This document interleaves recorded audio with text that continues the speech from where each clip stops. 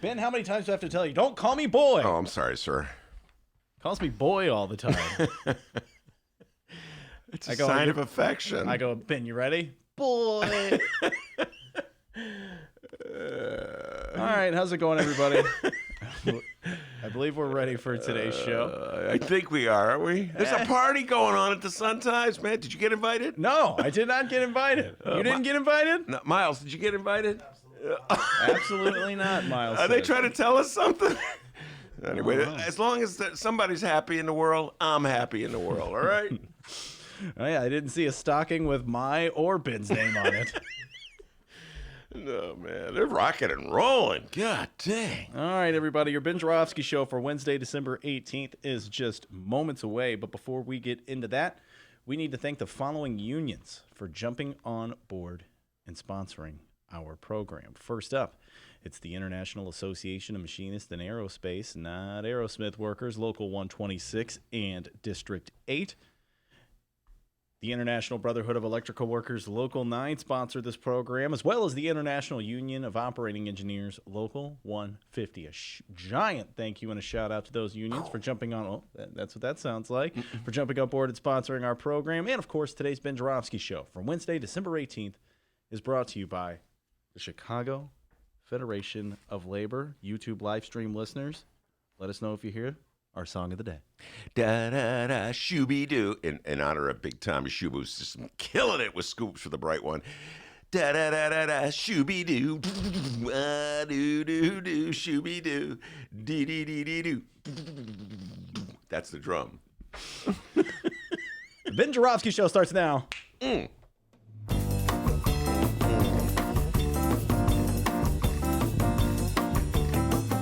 is Wednesday, December 18th, and live from the Chicago Sun-Times Chicago Reader Studio on Racine Avenue, this is the Ben Joravsky Show.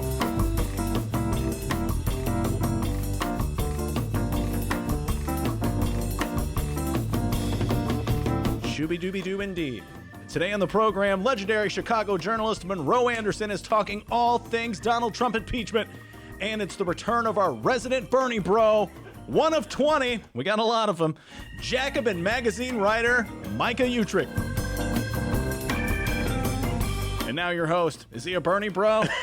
I can never tell. Chicago Reader columnist Ben Joravsky. Hello, everybody. Ben Joravsky here. We're calling this Reefer Revolution Wednesday, and here's why. But before I do that, I got to say that Bernie bro thing is funny. Heidi Henry out there bringing you back this show. Heidi's been saying, too many Bernie bros. We got a lot of Bernie. I'm looking for somebody other. There's so many Bernie bros everywhere I go. So you're absolutely correct. Heidi. We had a lot of Bernie bros on the Ben Joravsky Show. Anyway, let me get down to business here, young man, all right? Woke up this morning to see that the city council was in revolt. How about that? The Chicago City Council, all right? Usually they roll over and do whatever the mayor says. If the mayor says jump, they jump. If the mayor says sit, they sit. And they just run around in circles if she says run around in circles. But they're having a revolt, and we're calling it a reefer revolt, okay? Because they're revolting. Get the bong out. They're revolting over reefer. I have to tell you, folks, I'm just so happy that cannabis is being legalized because it just gives me something to talk about. I love talking about reefer, all right? Now, anyway, going back to the reefer revolt, which is occurring right now as we speak, the story was in both papers today. My beloved Bright One, home delivered as always, and the Chicago Tribune. And this gives us an opportunity to compare headlines. Oh, one of our favorite parts of this story. I mean, of the day. All right, so here we go. It's our headline showdown, all right? For anyone who's new to the pro, I just titled it Headline Showdown, where we look at the Sun-Times headline and the Tribune headline and find out who did better. Yeah, or I'm sure it's a very subjective thing. Some people like one, some people like one. We'll start with the Tribune's headline, okay? All right. Front page story. Bid to stall legal pot sales advances. One more time. Bid to stall legal pot sales advances. Huh? Come on, up your game, Trip. Boring. And here's my beloved Bright One, home delivered. Did I tell you it was home delivered as always? You always do. And the Tribune was home delivered too. Subscribe to the Tribune. Here we go. Yeah, this thing was home delivered too. Who cares? By the way, I was up when they got delivered. I woke up really early this morning. What time? 5 o'clock. In the morning? Yeah. Whoa. Whoa. All right, everybody. So I've worked with Ben about 2.5 years. I don't know, about 45 minutes. Prepare for just a crash. Ben Joravsky but in the good news is I went back to bed at 6. Okay. So I left that part out. Anyway, so I saw the papers get thrown in the... Oh, the papers are here. Anyway, here's the Sun-Times headline. High drama over sales delay vote. Get it, D? High drama. Not high as in high drama. It's high drama. So my beloved like Bright One. high. Yeah. Okay. H-I-G-H drama, not H-I drama. It would be H-I comma drama. Hi, drama. How you doing? Oh, I'm doing fine. Anyway, I got to say, the Sun-Times headline, once again, come on, Trib. Let's up that headline game there. Hey, that was a slam dunk. That was an easy one. I know. But how about this for a headline? More of the lame. Latest dreadful loss, another reminder of unsuccessful Bulls rebuild. Sorry, back to the more of the lame. I thought that was, get it? More of the same. It's Ben's favorite team, the Bulls. They're saying they're terrible. lame. Oh, Speaking my God. of, where's your hat, dude? Oh, my God. For those watching on the live stream, Bruce is wondering, where's Ben's hat? Hold on. Okay, well, you don't have to agree. He has to have his hat, guys. Here we go. Okay, there it is. There's that hat. I'm in love with you. Shooby chooby doo. Anyway, back to the reefer revolt in the Chicago City Council. D, distracted me, all right? All right, so here we go. The Chicago City Council, the aldermen of the city council are usually very obedient. They do whatever the mayor tells them. Sit, jump, roll over. Sell all the parking meters in the city for a fraction of what they cost? No problemo. Sign a blank check to pay for the Olympics, even though it'll just cost us like billions of dollars? Right here, we'll sign it. 50-0 that one. How about this vote? Close mental health clinics in high crime areas where everybody's freaking out? Sure, Mayor Rahm, whatever you say. $1.3 billion for Lincoln Yards in a neighborhood that doesn't need a subsidy? We'll go right ahead. Whatever you say, Mayor, we'll do what you say. Anyway, the current mayor, Lori Lightfoot, wants the cannabis stores, cannabis D, not reefer, cannabis. Way to go. Right? Recreational marijuana to be available January 1st. And apparently there's a huge eager market lined up to get their legal marijuana. This is like a big thing in the city of Chicago. So excited about their legal. But 10 black aldermen at a city council hearing yesterday voted 10-9. They beat the mayor to delay. They passed a proposal to delay the implementation of legal reefer. Nothing's free. Legal reefer in the city of Chicago for another 6 months, pushing it back, or 7 months, pushing it back to July on the grounds that of all the dispensaries that will be selling the reefer, none of them will be black owned. So it's a bunch of rich white guys will be benefiting from legalized marijuana, even though for years and years and years, as I've been saying for years and years and years, the people punished for smoking marijuana were black people. Now, how is that fair? But I'm with the alderman on this one 100%. Want to give a shout out to Jason Irvin, who was leading the charge, the chairman of the Black Caucus in the Chicago City Council. How is that fair? Somehow or other, they're rushing to pass this legal reefer bill, and no black people are going to get a benefit from it. A bunch of rich white guys who were never the brunt of the punishment, nor had to bear the brunt of the punishment all these. I ask anybody out there, how is that fair? All right? So I applaud the alderman for taking a stand. Looks like I'm alone in applauding those. How about that, D? Once again, I am alone on an issue in the city of Chicago. The mayor is outraged. Outraged, I tell you. Here's what she said. Here's a quote from both papers, actually. The Sun-Times and the Tribune quoted the mayor on this one. She is mad. Quote, I have repeatedly asked the members of the Black Caucus to devise a strategy that addresses equity. Instead, we have primarily been met with a litany of complaints, but no tangible solutions. Crossing our arms and walking away is a tactic, not a strategy, and is not only unacceptable, but irresponsible. In other words, shut up and get in line, all right? Now, who has an answer? Nobody has an answer right now. And if the black alderman had stood up and demanded that somebody deal with this issue and force it or force a delay, nobody would be dealing with it at all. So the notion that somehow or other the mayor and the powers that be in the city of Chicago were trying to figure out how to get more black people in the reefer business without this pressure is not true, not legit. Anyway, as we speak right now, I think the city council is meeting. Haven't seen any updates. Looks like we got one right now. Uh-oh, breaking news. Lightfoot blocks effort to delay recreational marijuana sales in Chicago. Didn't I predict that, D? That's correct. I said before the show began, there's no way they're going to pass this thing because push comes to shove. The aldermen will back down as they generally do. That was their big moment yesterday in standing up to Lori Lightfoot. Was that a headline or a tweet? This was in the Chicago Sun-Times at 11:59 a.m. from one Fran the Woman Spielman. She's covering that beat. So anyway, so the great revolt was yesterday. They've already pushed them back today. We'll get the details as the day runs on.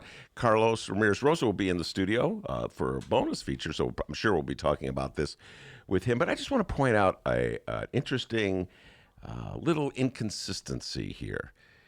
When it comes to delaying the implementation of bills. If you recall, the legalization of marijuana was passed by the General Assembly at roughly the same time a casino bill was passed by the General Assembly, enabling Chicago to have a casino. And the division of that casino would be a third for the operator, a third for the state, and a third for the city.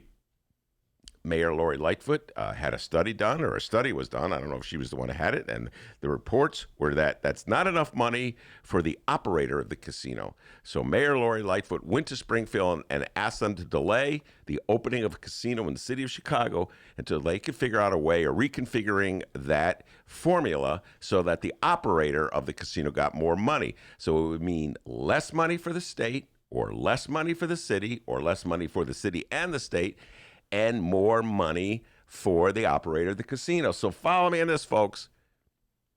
When it comes to making sure that the state and the city give up some of its money to the private operator, the gazillionaire who's going to be running the casino, it's okay to delay things because the gazillionaire needs more money. But when it comes to standing up for the rights of black people to get a piece of the pie on the reefer... Oh, I love pie. Yeah, particularly reefer pie. Even if it's just a crumb or two from the reefer pie, that delay is going to destroy business as we know it. Can't tolerate it. Get in line. That's what we call a double standard, D. And I think I'm going to quote you right now. Rules for thee, not for me. We got a great show today, everybody. Monroe Anderson, he's on his way, driving to the studio right now. He's all ready to talk about. Where's Monroe driving right now? Where is he? Let's see. Hauling ass. He's hauling ass. He's a little late. I'll bet he's late. You haven't heard from Monroe? Yeah. I love Monroe Anderson dearly, a dear friend of mine, but the man never answers his cell phone. I would say he's probably somewhere on Elston Avenue. You know, that's how he gets. Micah Uetricht will be here. I don't think he drives. I think he's walking here. Or from riding a Jacobin. bike, maybe. It's really cold. That'd be All right, crazy. Heidi Henry, bear with him. He's another Bernie bro. We're going to bring you on for another opinion about Bernie. I love Bernie. I have to admit, I love Bernie Sanders. And I don't think Heidi has anything against Bernie Sanders per se. It's some of the Bernie bros are really annoying. Anyway, we'll be talking Trump, impeachment. We'll be talking Bernie and the rest of the Democratic crew. And you know, there's people out there, D, saying it's over. The impeachment. I've heard this from a lot of different people, that the impeachment proceedings are going to make America feel sorry for Donald Trump. What a thought! America's going to feel so sorry for Donald. It's like America is sleeping. And this impeachment is going to wake them up, and they're suddenly going to realize, oh my God, they're picking on Donald Trump. What did he ever do to anybody? And they're going to turn and vote for Donald Trump. Those are the nervous Nellies in the Democratic Party. Oh, you nervous Nellies. I know they're so nervous. Anyway, we'll be talking about all that stuff and I'll see what Monroe has to say about the revolt in the city council. Curious which position he'll take on that one. So anyway, plenty of political talk ahead of us, national, state, and local. But before we do any of that, the young man from Alton, the man they call the doctor, with the news. Hey, everybody, how's it going? I'm Dennis. Before we find out what's happening in Chicago and or Illinois this afternoon, Ben, we have to take care of some business involving yesterday's news locally. And for that, we're going to you. No, Ben, not you, the people who listen to you, the Ben Joravsky Show listeners. Oh. Kind of goes without saying, but we do appreciate all of you who take the time out to listen to our program. It means a lot. We hope you all have a happy holiday. And we really hope that the gentleman who tweeted out to the show on Tuesday is listening, because we're reading your comment today, good sir. He was listening to our conversation with our Chicago Reader colleague, Maya Dukmasova, yesterday. I guess he's keeping us honest here, Benny J, and he has a question. And Ben, I'd like you to respond. And Ben, if you'll allow me, I'd like to nerd out for a moment and channel my inner Casey Kasem while reading this comment. Hang tight, Generation Z listeners. Wait, I don't think millennials know who Casey Kasem is either. I think a lot of millennials know who Casey Kasem is. Number one in 1969, Sugar Sugar by the Archies. Oh, my God. That was my Casey Kasem invitation. Oh, man, the reference you made. You've been listening to Casey Kasem for a long time, Wait, huh? time out. Was it a good imitation? I don't know. Number one, there was a man from Alton, and his name was Dr. Lee. That's my Casey Kasem invitation. All right, well, here's mine. Just like I said, just want to nerd out. A big Casey Kasem fan. All right, here we go. Ben. What? How is yours any better I just than said mine? one word, dude. All I've said is one word. All right, go ahead. Let's hear the invitation. Ben, this listener's name Well, that's actually good. is Tony. And Tony writes, Dear That's Ben really- Joravsky Show, first off, the homeowner's tax exemption doesn't save $10,000. Ben, anything you'd like to say about that? No, it doesn't. And I was trying to. I don't want to throw Maya under the bus. I'll just say you're absolutely correct. Wow, can we? But this without any kind of context, nobody knows what this is talking about. So we were talking about the fact we're talking about Flessner Gate, right? That has to do with the chief, the corporation counsel, the number one lawyer that Lori Lightfoot appointed. As I pointed out yesterday, he oversees all the legal strategy that the city has. It's a very important job. It's a very important appointment. And Lori Lightfoot, I think this gentleman, don't quote me on this, D. I think he was the chair of Lori Lightfoot's political campaign. So he's a good associate, tight associate of Lori Lightfoot. Turns out he has two residents. How about that, huh? Which is less than Bruce Rauner had. One in Naperville and one a condo in the South Loop. And he was receiving the homeowner's exemption on both. And we owe that revelation to young Tommy Schuba and Franz Billman. By the way, I cut a deal with Schuba. He'll be in on Friday to talk about this. Yeah. Tommy's busy. He's like, Ben, I said, can you come in on Wednesday? Ben, I'm busy. Fingers crossed. I hope he brings weed. He's also the reefer reporter. By the way, I think I saw him with a lampshade on his head at that Sun-Times Christmas party. They are partying hard. Oh my God. They're doing they've like put the spike the punch and everything. Anyway, so for those, by the way, Chicago Sun-Times are having a Christmas party today, and guess who wasn't invited? None of us. Ben and Dennis. That's correct. And Miles. So anyway, there. Where was it? Oh, a Flesner case. So it turned out that he has these two homes. First, Lori Lightfoot said it's absolutely, totally false that he was receiving two home exemptions. Get your facts right. And then it turns out that the Sun-Times, Franz Spielman, and Tom Schuba were in fact correct, and Lori Lightfoot was wrong, at which point she sent a dozen roses to Tommy for calling him out. Not true, negatory. Anyway, so I was just very curious how a lawyer could not know that you're not only allowed to have one homeowner's exemption. And when we were having the conversation, Maya said it was a $10,000 break, and it doesn't work that way. So what's the gentleman's name? Tony. Tony with a T. You're absolutely correct. Doesn't work that way. All right, we're going to read the rest of Tony's comment here. Once again, doing Casey Kasem. Why? I'm not sure. It's felt like doing it. Secondly, wait, weren't there questions that Casey Kasem had to deal with? We have a listener in Bismarck, North Dakota. Yeah, that's what I'm doing. Oh, I see.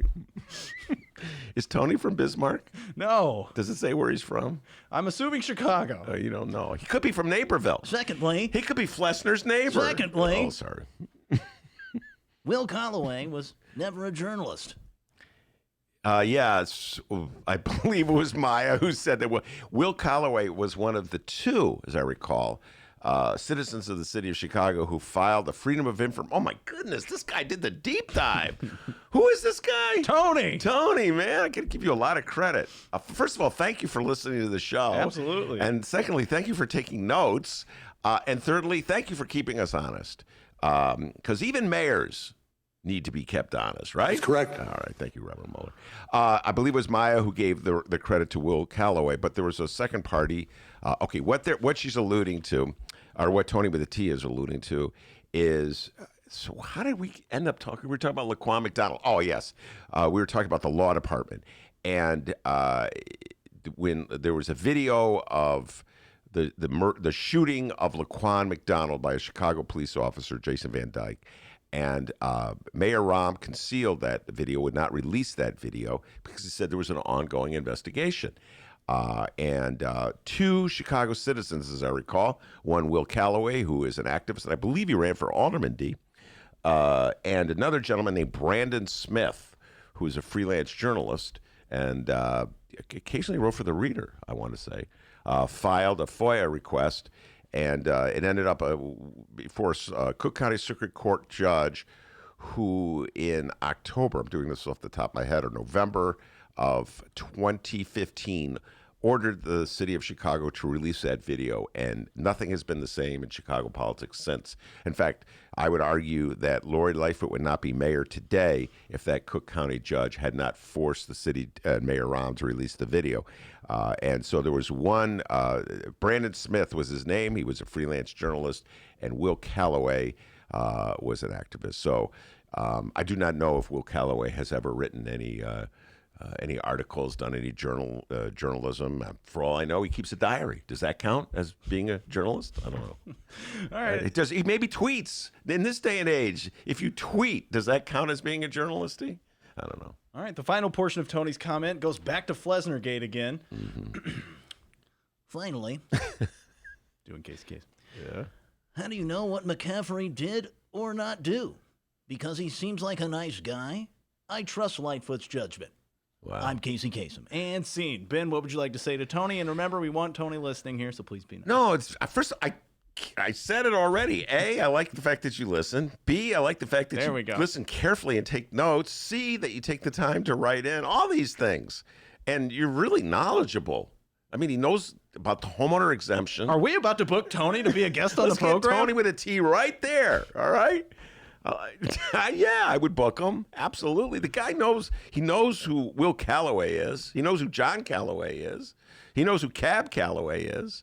And okay, so now this is a third thing I have to now go back. McCaffrey is Bill McCaffrey, who was a publicist for the building. Was a publicist for the building department at one time, but the law department, and he was unceremoniously fired on Friday.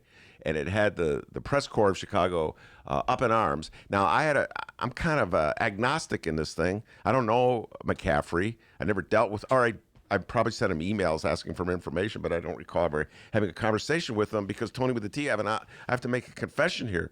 Back in the ROM days, where McCaffrey mostly... Let's hear it. Whenever you play that music. ROM's people didn't really like me too much, Tony with a T. And I know you find that hard to believe because I'm such a likable guy, but that's just how it went down. So most of them just ignored me. I think I may have gotten an email or two from McCaffrey. I don't know. I have to go back and look. But so I don't, I wasn't one of the people up in arms about it because I didn't know the guy. All right. So a lot of reporters were upset because he was, and apparently this was Maya's dealings with him. He was one of the more, how do I put this, responsive flax. I've had my issues with publicists for the city for a long time. And I was pointing this out. I really have mixed feelings about the whole position, Tony with a T, and I'd love to bring you on to have you debate this because I believe that they should be public servants whose sole job, I know, Tony, you're laughing right now at this thought, should be to provide information when the public seeks it. So if the public wants a document, here's the document. If the public wants an explanation, they gather the explanation from the appropriate person. But instead, more often than not, Tony, they act as publicists for whoever the mayor is. They act as what they effectively are, at-will political employees who are paid with public dollars. Then the good government side of me, Tony, says and I think Lori Lightfoot in the abstract would agree with me. Not Lori Lightfoot, the mayor, but Lori Lightfoot, the private citizen, who is very much a reformer. I think she might agree with me in this notion that they should be public servants whose first responsibility is to the public and to make sure that information is flowing freely, as opposed to obstructionists who block the flow of information, much like the FOIA law, I might add, which is a law that's intended to open up government for public scrutiny, make sure people know what their government is up to, and in fact is usually used as a tool to keep people ignorant. So anyway, that's my position on public information officers or communication specialists. So this gentleman, McCaffrey, who was fired just at the same time, roughly, coincidentally, I suppose, that Fleshner Gate was erupting. So he gets fired for reasons we do not know why. They didn't come out and say. But Fleshner, when it turns out he's getting 2 homeowners exemptions, which everybody, including Dennis, Miles, and Tony with a T, knows you can only get one, somehow or other, the most important lawyer in the city of Chicago was unaware of that little detail of the law, and the response was, well, mistakes happen, okay? That's why we have erasers on the end of pencils. So I was merely pointing out one more time, we talked about this earlier in the show. What's the rule? What did you tell me, D? You were the one who told me this yesterday. Oh, rules for thee, not for me. Rules for thee, not for me. So if some teacher... for a school, elementary school in the city of Chicago is discovered to have a house to actually live, let's say in Naperville, he or she will be fired. They'll have an investigation. But when the chief lawyer turns out he's got 2 homes, get 2 homeowner exemptions, well, come on, it's a mistake. So I don't think, Tony with the T, I'm going to have to disagree with you on this one. I don't think this was Mayor Lori Lightfoot's finest hour. So there you are, Tony, and with the nickname Ben's given you, the most obvious nickname, Tony with a T. Oh, what nickname do you got for him? Okay. I don't know. Haba. That's it. Bony Tony? I don't know. Better than Tony with a T. But hey. I hope he comes on the show because he's a vigorous defender of Lori Lightfoot, and I welcome them on. We have some defenders of Lori Lightfoot on. We just had Joanna Klonsky on the show a week ago, right? Last week. We Juanita Irizarry, Lori Glenn, right? We have Lori Lightfoot defenders on the show. Nick Spazzato was on the show defending Lori Lightfoot last week. So We encourage all of you to be like Tony with a T and send us your comments, questions, complaints, whatever you have. Feel free to weigh in on Twitter at Benny J Show, BENNY, the letter J Show. That's also our Facebook handle, I guess, at Benny J Show, BENNY, the letter J Show, and an email address, bennyjshow@gmail.com. All right, we're moving on. And if you're at all shocked when I read the following sentence, you must be new. Welcome to Chicago Politics. Another Democratic Chicago politician is being investigated by the feds. The following comes from the Chicago Sun-Times. Mark Brown, Tim Novak, and hammer down Robert Herguth. Just gave him that nickname. by the way, Herguth's book, did you see they're having more copies of it printed? Oh, the Chicagopedia? Yes, I saw that in my bright one, home delivered as always. But it's not in today's issue. So we can book them now? Can we book Herguth? Yeah, let's book Herguth to talk about it. I think I saw Herguth dunking for apples at the Sun-Times Christmas Big party happening right now at the Chicago Sun-Times Christmas party. Herguth was doing his Frank Sinatra imitation. Oh, man. Doobie-doobie-doo, hey. All right, well, the following comes from Herguth, Tim Novak, and Mark Brown. A federal grand jury subpoena obtained by the Chicago Sun-Times shows investigators are digging into former Cook County assessor Joe Barrios and his political organization. Ben, does this news surprise you at all? Just what it took. What did it take so? I didn't take so. Joe Barrios, as everybody knows, or probably forgot, well, the junkies know, was for years the Cook County assessor. He was the former head of the Cook County Democratic Party, and he was the committeeman of what ward, D? 31st. How did you know that? I have it right here. Wow, I got to give you credit. And he was actually in his own avuncular way a charming guy. I know that sounds hard to believe because he's so widely disliked by so many people in the city of Chicago. He was defeated as assessor for 10 trivia points. Who defeated him, D? Fritz Kagi. Very good, man. You're on a roll. And then he stepped down as party chairman. It was replaced by Tony Preckwinkle. I think is he still the committeeman of the 31st Ward? I can't remember that. But you're not on a roll. I just cannot remember that. So he suffered a few setbacks, to put it mildly.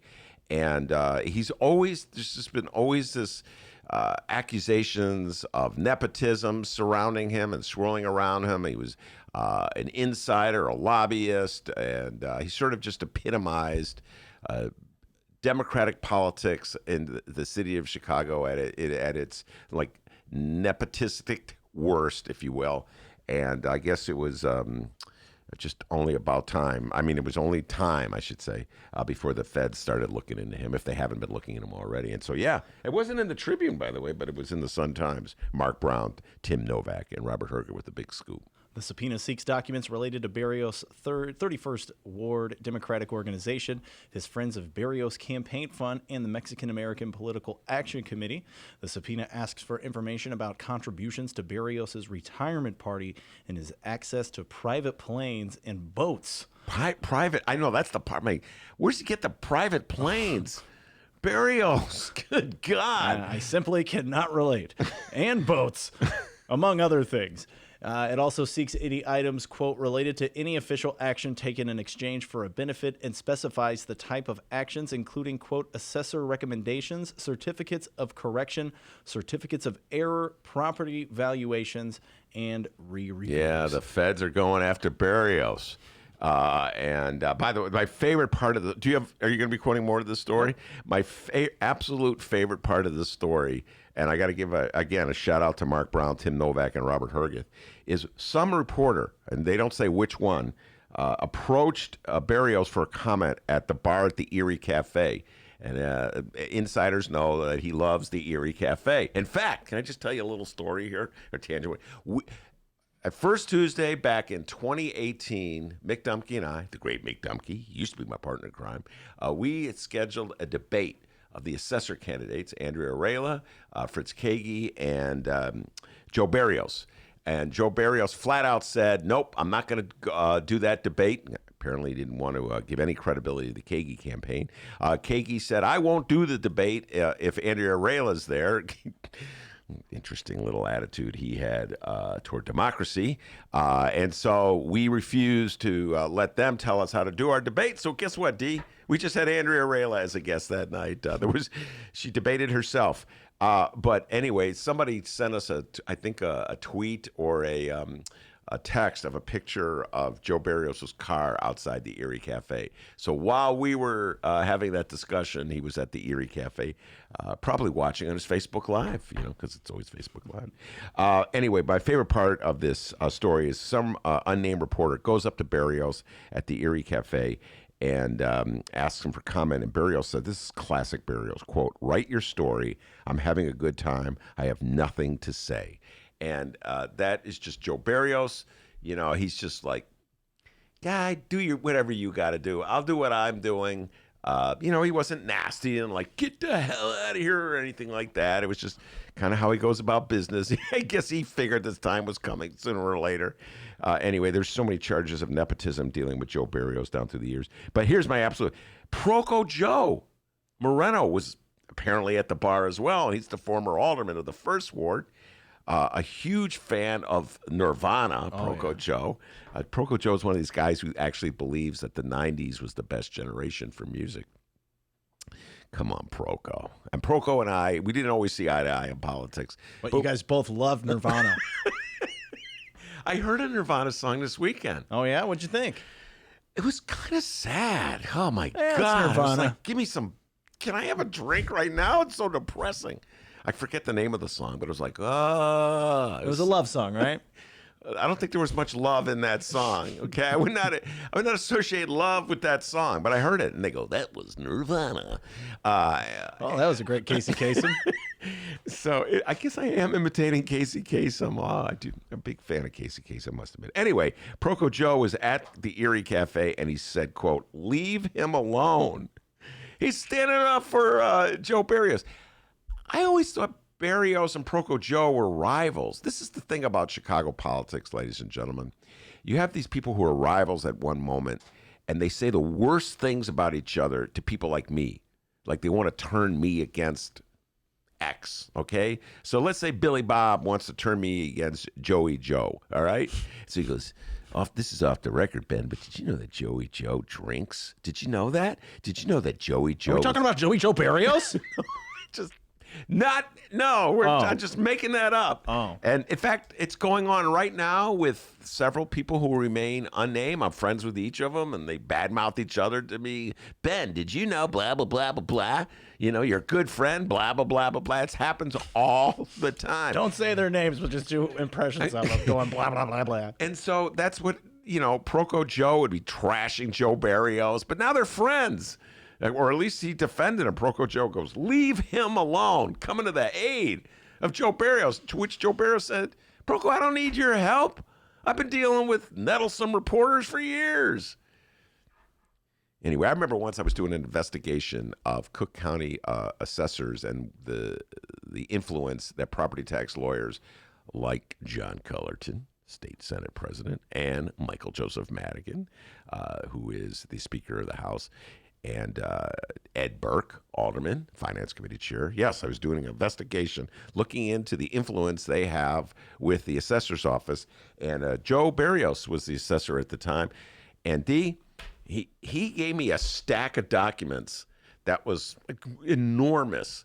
And he said, "Ben, I'm giving you the information. I'm not holding anything back. I don't want you to ever say that I did not give you all the information." So I had two thoughts. One, he was giving me the information. The other one, he was burying me with information in the hope that I would never go through it.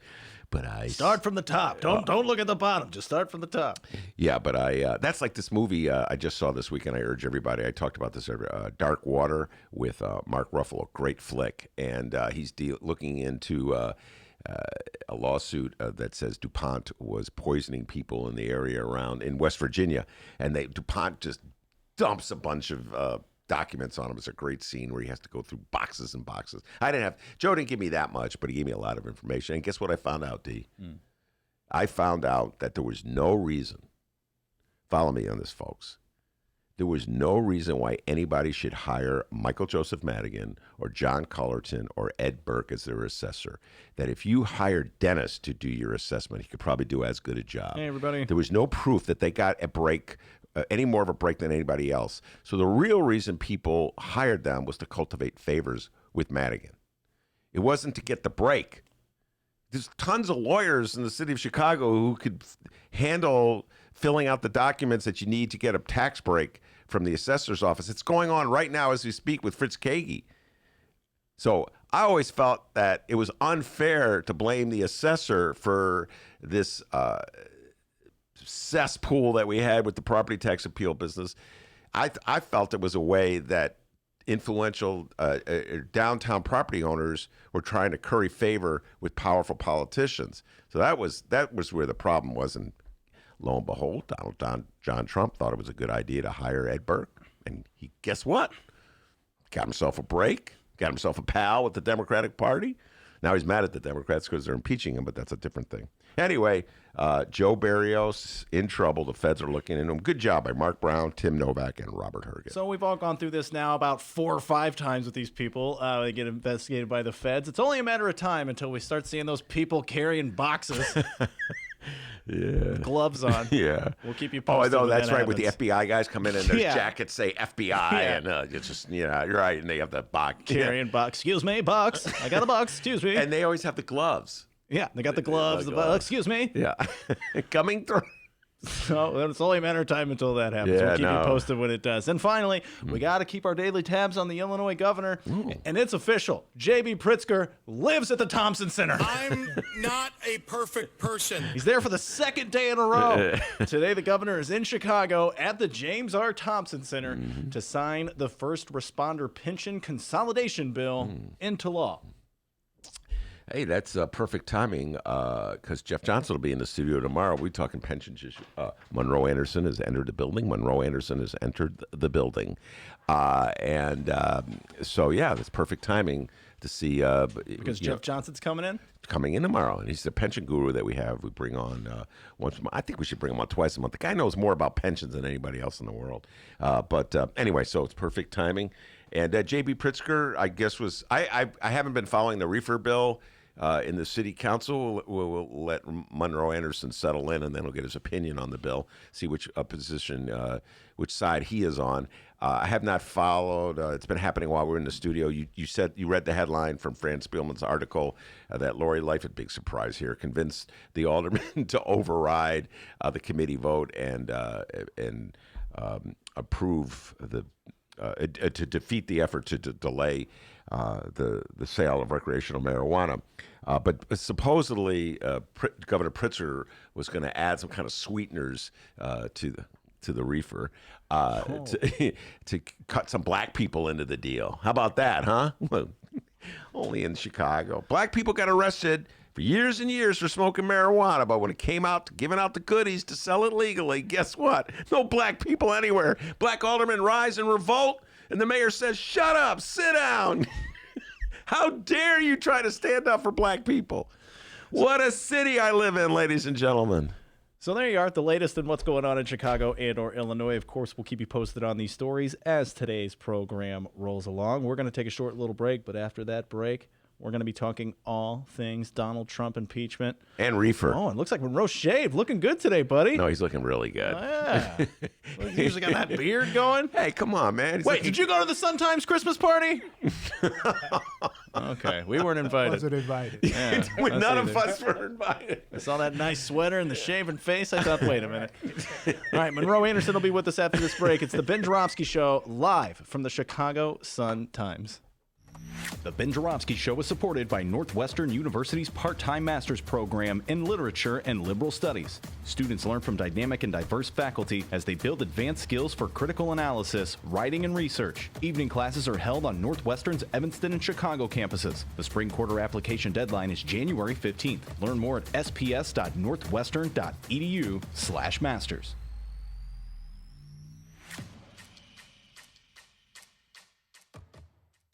Read the Chicago Reader to get up to speed on what's what in Chicago.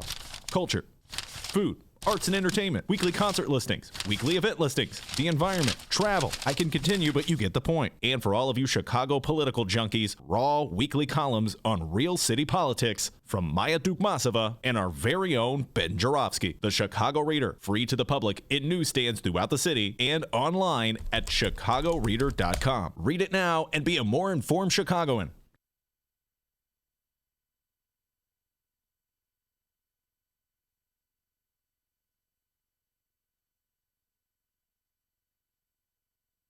How did you go from sharing stories over the years to deciding to write a book? Good question, Mayor. Good question. Commercial break over. Welcome back to the Ben Joravsky Show, live from the Chicago Sun-Times. Monroe Anderson, the studio. By the way, I just want to tell you, this is breaking news. You had breaking news? I have breaking news. Oh, my God. It's like we're a news show. What broke? My guest at 4 o'clock for a bonus. Are you going to put that on the line? Oh, yeah. Carlos Ramirez-Rose is going to be coming in for a 4 o'clock bonus, and we're going to do it live stream. Yeah. So if you're listening to this now, come back at 4 o'clock, and we'll do a special live stream with Carlos Rosa. Yeah, so anyway, he texted me to see, are we still on today? I go, yes. And I wrote, did Lightfoot win the reefer vote? And he wrote back, yes. So he was confirming the headline that you read from Franz Spielman. Got it right. We got sources everywhere, man. Okay? We have sources everywhere. Carlos Ramirez Rosa will be here at 4 o'clock, and we'll do it the live stream. I'll be talking a lot of stuff. He's a Bernie bro. Poor Monroe, Heidi Henry. So many of my guests, they don't love Bernie as much as my other guests, and you're always surrounded, Monroe, by Bernie bros. We got another one coming in about 15 minutes, and Heidi Henry's complaining. We're going to have to get... That's because, unlike that other place, facts don't matter. Oh. You know what he's talking about, right, Ben? They fired you? Oh, that's hilarious, man. Facts matter. I remember that. Facts matter. So, facts matter, and you're fired. Facts matter. As a matter of fact, you're As a matter of fired. fact. Because you presented one fact too many. Yeah, facts matter, except the ones you're presenting. Don't talk about that. Anyway, that's good. It's always good to learn that there's limitations on free expression in this country. It's always never too late to learn that. Colin Kaepernick learned it. I learned it as well. All right, Monroe. I teased this while you were here, but I'll take the deeper dive. I'd love to get your thoughts on this. Monroe Anderson. Yes, he comes in every week, and he's our expert on Trump. He's utterly obsessed with Donald John Trump. But before that, he had a long career in the city of Chicago as a journalist, City Hall journalist. I always like to tease that he's the one who got John Cass's job at the Chicago Tribune, so blame Monroe Anderson. And before that... I apologize. Oh, my God. Did you read his column today? It was hilarious, dude. He lost me a few years ago. Oh, my God. He's worried about the soul of America because we're too hard on Trump. Yeah, right. Where were you for the Clinton thing, What about the soul of America, when Trump was saying that Barack Obama was born in Kenya? Remember, what about the soul of America? Anyway, he's very worried about the soul of America. Monroe was also press secretary to Eugene Sawyer, so he knows how the game is played. And anyway, so as you know, Monroe, marijuana will be legal in the state of Illinois as of January 1st. And somehow or other, the city of Chicago managed to award licenses to operate dispensaries for recreational marijuana. And I don't know if any black people are getting anything out of it, okay? And as you also know... Ricky may be at some point. At some point. Right. Okay. Ricky's in line. Ricky, my good friend Ricky Hendon is in line. Yes, he is. State senator, a former state senator. Anyway, and even though for years and years when there was a war on drugs, black people were the ones who were arrested. So For selling drugs. Or smoking it, Yeah, or right, possessing it, or anything. Or walking down the street with a whiff of marijuana on them. That's it. You're You smell like you smoked. And I saw this firsthand. I had a very sheltered life, and I must admit. But I saw it firsthand. I saw white people walking down the street smoking marijuana, free as a bird. And then I'd go down to a courthouse on the south side or the west side and just one young black man after another one being hauled before a judge for possessing marijuana. Right. And I saw it with my own eyes, ladies and gentlemen. So I always felt, Monroe, and I admit I'm a liberal. I admit I'm idealistic. I admit I'm naive. I always felt that it would only be fair to cut black people in on the goodies when it was legal. But apparently they couldn't find any black people, or very few. And so the city council, black aldermen, the Chicago City Council, Who back in the day used to be called the Silent Six, when Daly One was in office. Yes, that's correct. These people are not silent. For once, they stood up and they said, "No, this is outrageous," and they voted. They got a Hispanic guy to vote with them, and they got a measure passed in committee yesterday that would delay for 7 months the legalization, the sales of legal reefer in the city of Chicago. Right, until they could find some black people. Where are they? Where the black people at? I know a lot of black people. One of them could sell it. If they'd asked me, I would have taken one. I wouldn't mind having a marijuana store. We're the black people. That's a flip on. We're the white people. Right. So anyway, so while they were going to 7 months to find some black people, okay? Because they're so hard to find in the city of Chicago. Well, actually, those with money. That's the problem. Okay. Yeah, because it takes a lot of money to open up a marijuana Isn't store. that interesting? Yeah. So anyway, the mayor was outraged, and she said they're just going to really screw things up, and it's not good enough just to stomp your feet and fold your arms. You have to come up with a solution. And so apparently, I've just seen the headline. I got the text. Apparently, she prevailed today. I knew she would. Right. I knew somebody would fold in this one. But I was happy. I got to say, I was pleased to see any sign, like of a little rebelliousness from our aldermen, who are only too happy to just do backflips or whatever the mayor says, like sell the parking meters for a fraction of what they're worth for the next 75 years. Right. So I was very pleased They'll to see. give you a job. Yeah, they'll give you a job. So how would you have voted had you been an alderman in the city council? Would you have voted for the delay, or would you have sided with the mayor? I would have sadly voted for the delay. Why do you say sadly? Because I'm looking forward to January. What's that reefer? I just want to smell it. Oh, you just want to smell it. We're not allowed to say this, but Monroe Anderson back in the day. Okay. Star Wars was very good. Yeah, a big George Clinton fan. Oh yeah, for those who last week they were talking about watching or smoking weed and watching Star Wars. We were talking about that. Like, I can't remember. Oh, you're kidding. I think I saw Jaws when I was high, and it was a great movie. So yeah, The problem with watching those movies high is the next day you can't remember what it was about. You don't remember the plot. You just remember that it was nice. It was good. I have memory issues anyway. Dennis is always telling me, remember you said this yesterday? I go, I did? I said that? Sounds like something I would say. Common theme on the show. Yeah, but I can't blame marijuana. So, but you must be pleased that, there was a sign of like a flare of independence, if you will. Yeah. But that was for obvious reasons. It's ridiculous that Black Chicago has bear the brunt of law against anti-marijuana laws, and then when it becomes legal, well, we don't need you anymore. Goodbye. So they actually stood on principle, which I'm impressed. Yeah, I'm impressed too. And I did point out this interesting inconsistency that when it came to the casino bill, I'm gonna just explain this one more time. When it came to the casino bill, which was passed at the last General Assembly session, I can't remember, was it the veto session?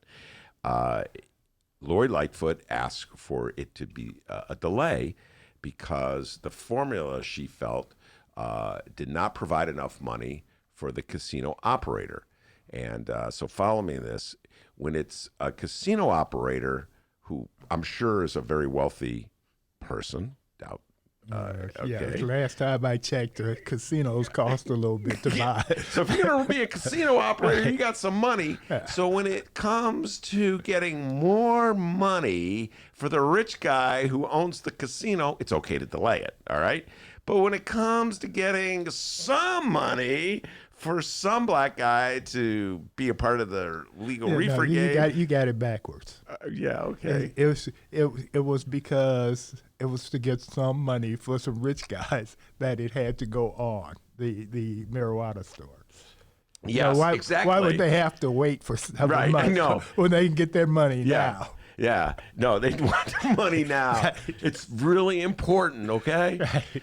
So anyway, I have to admit, I have really mixed feelings, and I think it's more of a statement about my peculiarities, Monroe. I fought all those years for legalized marijuana, and now that it's on the verge of being legal, I don't know. You know what I mean? It's like, is that all there is? I'm feeling. I can't join the celebration for some. I have some issues here, right? Don't you think so? Well, we'll see.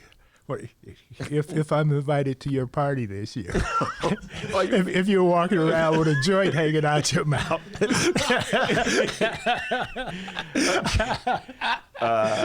Yeah, the party, we'll talk about that at the next break, but the party is before legal marijuana is officially legal. All right, anyway, so there's that. So good, I guess, good news for people who love marijuana. You'll be able to buy it legally as of January 1st, thanks to Mayor Lori Lightfoot prevailing. But there's that supply shortage.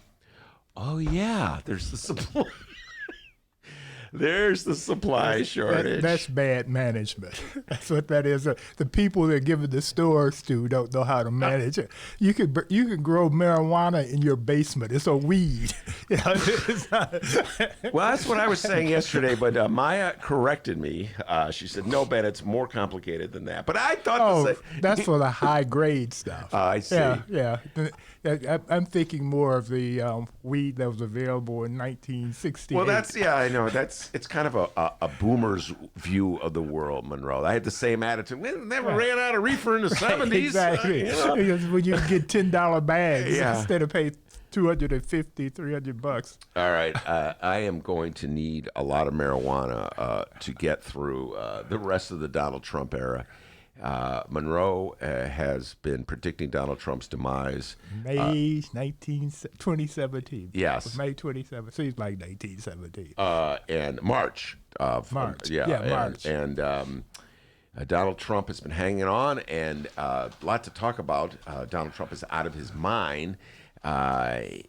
With this letter, I'm reading the headline in the New York Times. Trump's 6-page diatribe belittles impeachment as a, quote, attempted coup. Yeah, his white supremacists helped him write the letter. Miller? Yes. Stephen Miller. It's a joint venture show. Joint venture. You really got the puns going today. Right, exactly. and the exclamation marks were all over the place. So, all right, there's several issues I want to address with you, and I'll just deal with the first one first. Is Trump insane? Yes. Next question. Okay. I mean, on one hand, I ask that question. On the other hand, I kind of welcome it in a perverse way. Yeah. Donald Trump is blowing up all the protocol that other presidents used to have to follow. There's no decorum in the office anymore. There's no standards in the office anymore. I kind of welcome it in one. There's part of me that welcomes it. I don't welcome any of it. Okay, go ahead. When he was elected, I was in agreement with Hillary that he was unfit for the office. He has demonstrated time and time and time again. The thing is, all of his life, he's been a New York real estate guy, where it's the wild, wild west when it comes to rules and laws and what have you. It's like terrible. In New York, he's always been thought of as a buffoon. He becomes president. He's been running a mom and pop shop for 40 years, and he's trying to run the country like a mom and pop shop. He's trying to run the country like a New York real estate person who pays no attention to the laws. He's running the country like he ran his business. And he's been a big-time crook for 40, 50 years. So there's nothing, this is why I can so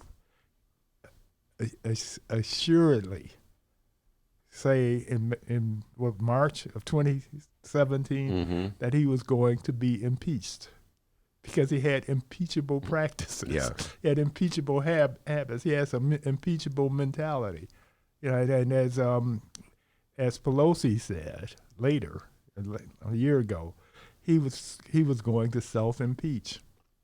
If there's this Self-impeach. right, this man was who the founding fathers had in mind when they put in the Constitution, impeach him. When you look it up in the dictionary, there's Donald John Trump. Exactly. So the point of this letter is what? It's a 6-page diatribe. It does. Donald Trump, if he wanted to confront directly the charges against him, could do so. He's choosing not to do so in terms of the. No, he can't confront the charges against him because he is guilty as sin. Okay. He has no defense.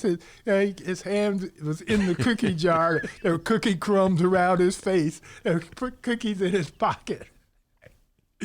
The jar was half full. Now it's 3/4 empty. And there's crumbs on his shirt. Don't forget that. Right, exactly. Okay. Right. So and he can barely talk because his mouth is full of cookies. I'm innocent. It's a hoax. Monroe Anderson is on fire today. So, okay, I suppose it's hard to defend yourself when you have the cookie crumbs on your face and on your shirt. And so now this is the Republican defense, which is really interesting because they have 3 defenses. All right, let's hear them. Which are are write them down. Contrary. They're contrary to each other. Okay, the first one is he didn't do anything wrong. Okay. Second was well, what he did was for the good of America and the Ukraine. Okay. And the third was, well, he did something wrong, but so what? Everybody does it. Yeah. Yeah. And this is what the Republicans, this is their 3 defenses for him. Yeah. Yeah. None of which make any sense. They contradict each other. All right. Let me ask you this. Let me your old colleague at the Tribune. I'm going to advance his argument for you and get your. Okay. Okay. So this is the young man. He was a young man when you helped him get a start. He is young John Cass wrote a column where he said that it's really dangerous to our country to impeach a president, and that we should think long and hard about it because it's going to promote divisiveness. America divided. Oh, stop the president. I'm summarizing I'm old enough to remember when we got a black man in the White House. Yes, go the ahead. Country divided. Wasn't that long ago? Right, exactly, right. So from the moment Barack Obama. They had a meeting the night of his inaugural saying we're going to make him a one-term president. The Republicans did. Yeah. And now they're on TV during the impeachment, arguing that the Democrats wanted to impeach him from the very beginning. Yes.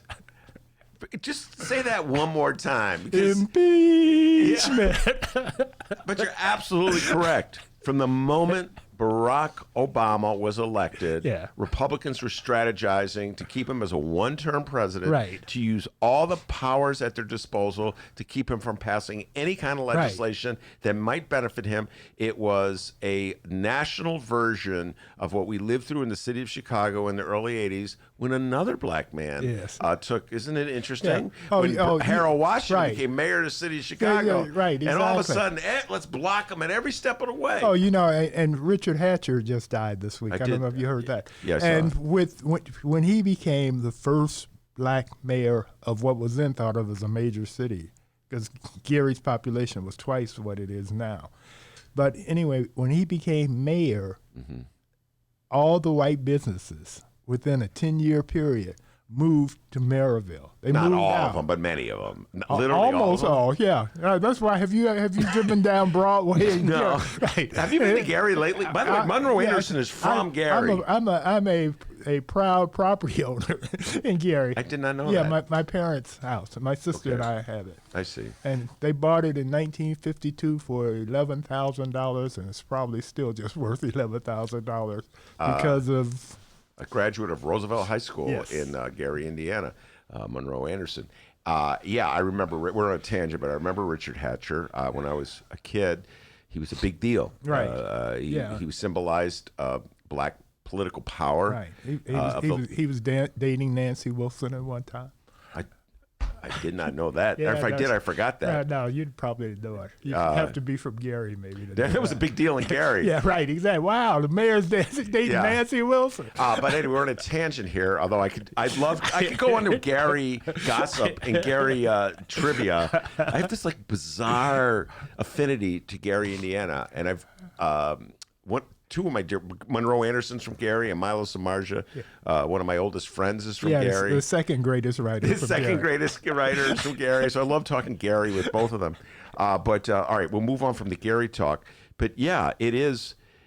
I just find the hypocrisy of the Republican Party just so overwhelming. Right. And I mean, I struggle, Monroe, my whole career as a writer to you stand by certain principles that you believe in and you apply those principles to absolutely everyone. Right. So for instance, in our example, if it's okay to delay a casino in order to help the rich guy that's going to own the casino, Right. can't you also delay the sale of legalized reefer to help black people? You know what I'm saying? There's a principle there. No, the principle, you keep missing the principle. The principle is you want to help rich people with the casino and you want to help rich people with the marijuana Got it. stores. Okay? All right. There's a consistency there. There is, and you don't really care about the black people. Exactly, right. Okay, I got the principle. Right. But anyway, so going back to the principle is a president is elected, and it's our country's responsibility to come together as much as we can to help that president pass the legislation that he or she wants, and to do what he or she has a responsibility to do, which is to make the country stronger and better.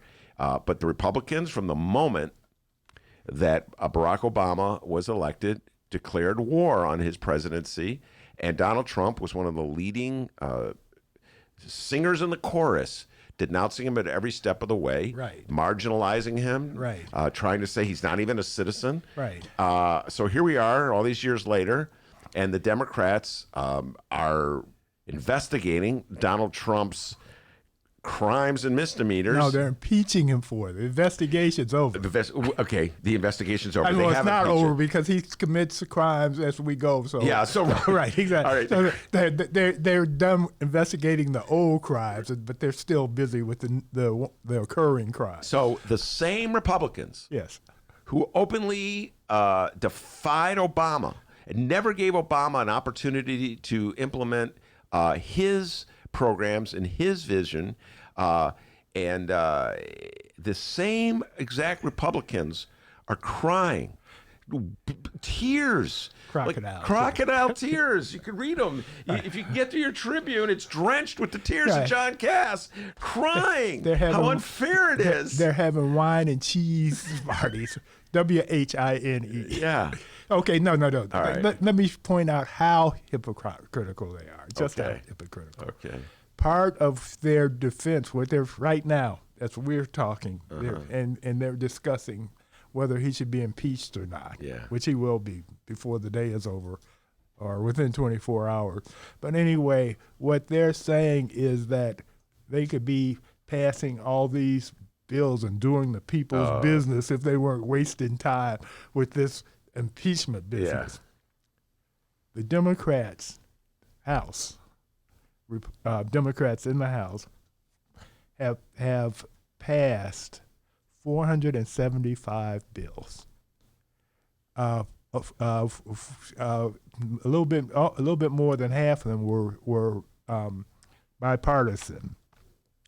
80% of those bills that they passed are sitting on Mitch's desk. Okay, because he doesn't want to give the Democrats, the House Democrats, any credit for doing something.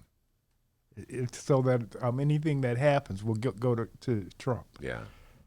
So as they decry and say we need to be doing something for the people, the Democrats have done things for the people that the Republicans in the Senate have just stopped. No, and then more hypocrisy. Right, and they're complaining about there are no eyewitnesses, which is not completely true. No fact witnesses, which is not completely true, but it's almost true. But the reason there are no fact witnesses is because Trump wouldn't let the fact witnesses testify. You're talking about the fact witnesses in the impeachment inquiry. So, exactly. Yes. As in Mulvaney. Yeah. Well, by the way, this is, and when we come back from break, we'll bring Micah on to talk about this. I believe he has a different attitude toward impeachment. He's one of my dear friends of the lefty persuasion, who I think, and I'm just sort of generally summing up, thinks the whole thing's a waste of time. So we'll bring him on, and it'll be an interesting argument, debate that we're going to have here. But yes, what Donald Trump did is pretty slick. He prohibited the people who could give testimony as to what exactly because he said. He's guilty as sin. He's got the cookie crumbs all over. Exactly. But That's right. I've been thinking a lot about this, and we'll probably talk more about this with Mike as well. Coincidentally, I've been reading books about the early Obama years. It takes me a while, and I'm going back and reviewing the history. And Obama's dedication, which is either really impressive or depressing, but his dedication to the notion, a concept of bipartisanship in this country is astounding.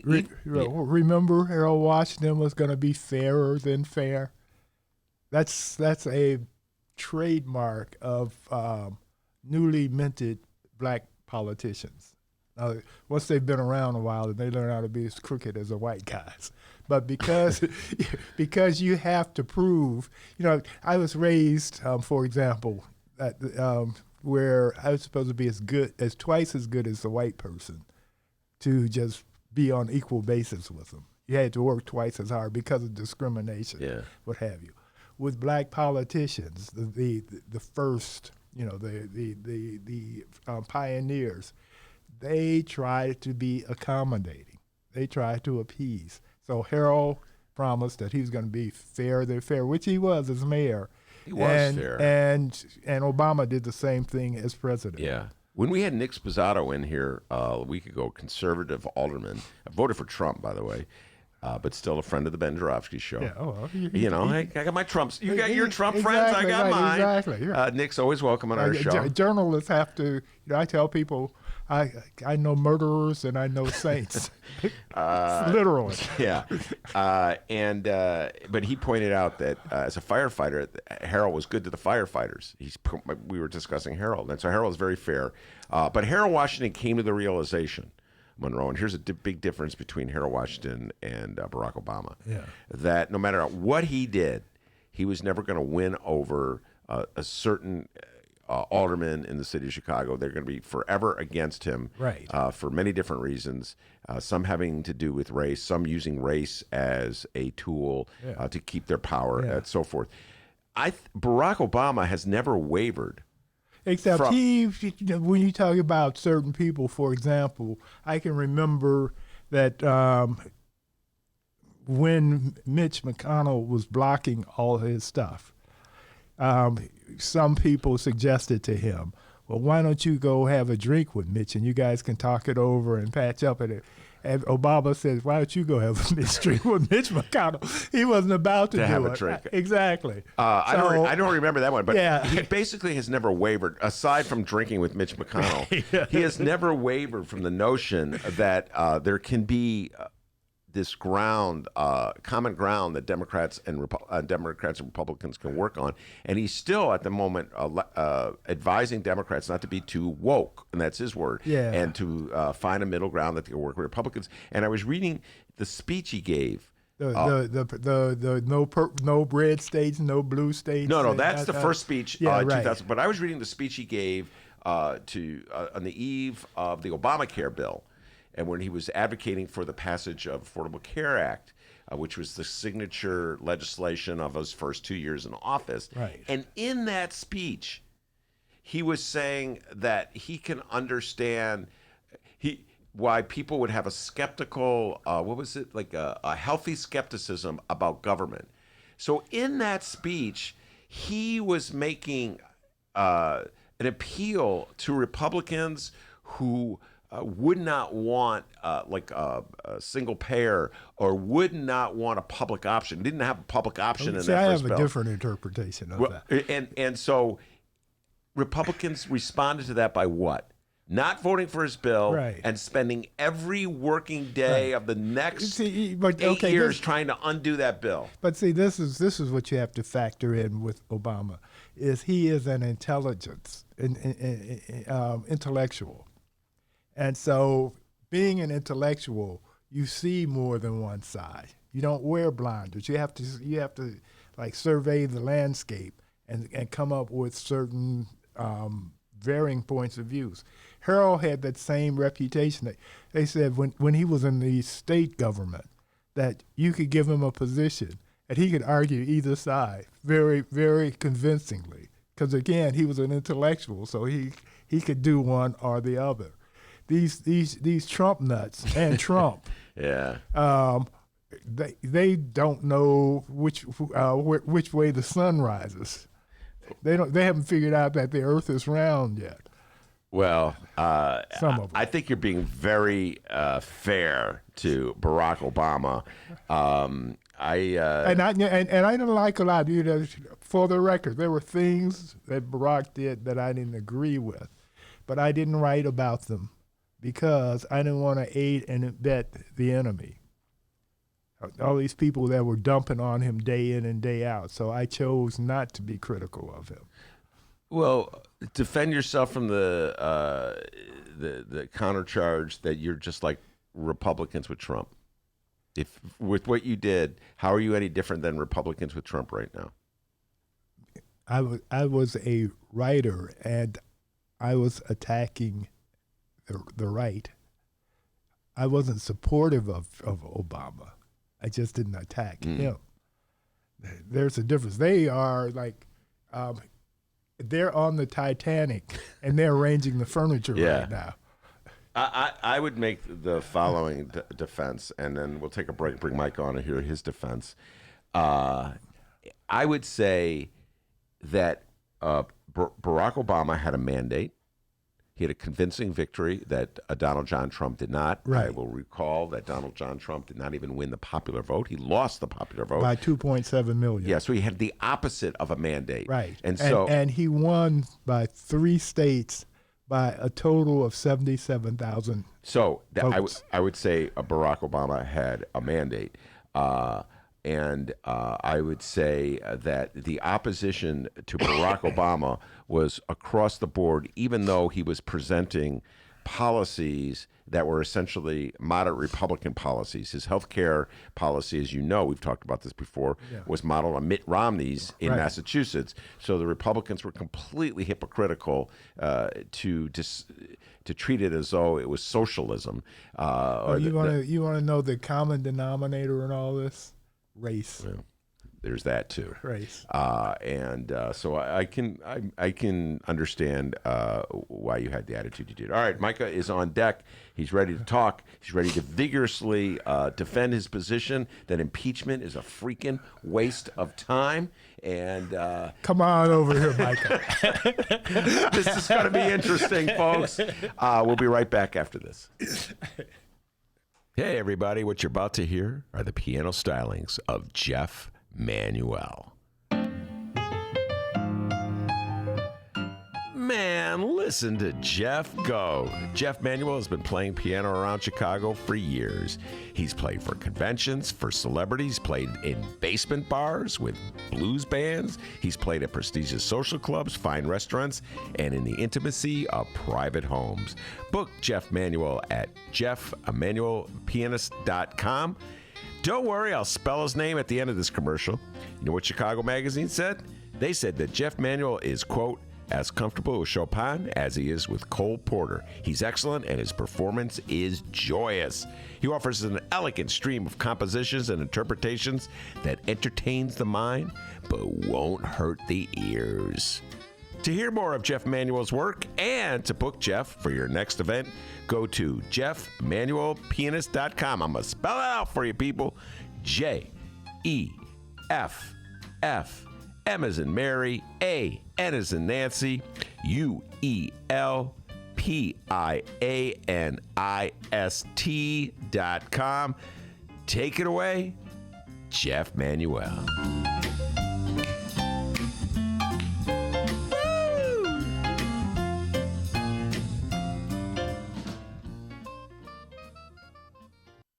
Did you know that 40% of the people in Illinois opt to be cremated? Well, it's true. And Chicagoland Cremation Options honors their wishes by providing cremation services directly to the general public. Chicagoland Cremation Options provides an affordable, ethical, and easy cremation arrangement, whether in person or online. Save thousands and streamline the process by going directly to Chicagoland Cremation Options. It's a family-owned business operated by my good friend, Douglas Klein. Here's how you reach them. ChicagolandCremationOptions.com. One more time. ChicagolandCremationOptions.com.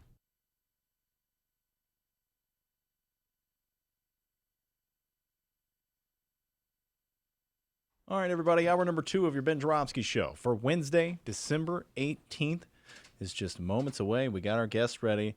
They're wearing the same color shirt. Pretty cool. I saw that. I would have worn mine. I got one like that. The Burgundy Boys are here. The Burgundy Boys. Whoa. You've been drinking that Sun Times Punch? No, I've been smoking that pot from Shuba, though. Holy cow. Oh, he's got the chronic. All right, hour number 2 of your Ben Joravsky Show for Wednesday, December 18th. It's just moments away. I didn't get weed from Tom Shuba, guys. That was a joke. But there should be a sample for the media. I think. Yeah, they do that for review copies. Yeah. Taste of Chicago used to do that. Exactly. Here, have, Right. you know, Exactly. Right. the pizza here. All right, hour number 2 is moments away, but before we get into that, we need to thank the following unions for jumping on board and sponsoring this program. First up, it's the International Brotherhood of Electrical Workers, Local 9. The International Union of Operating Engineers, Local 150, sponsor this program, and the International Association of Machinists and Aerospace Workers, Local 126 in District 8. A giant shout-out to those unions for jumping on board and sponsoring this program. And, of course, today's Ben Joravsky Show was brought to you by our good friends at the Chicago Federation of Labor. I'm going to break the fourth wall here a little bit. Ben, we didn't talk during the break. I have an update. Oh, okay. Hey, you got an update? Yeah, actually I do. Okay. All right, the Ben Joravsky Show, hour number 2. Let's go.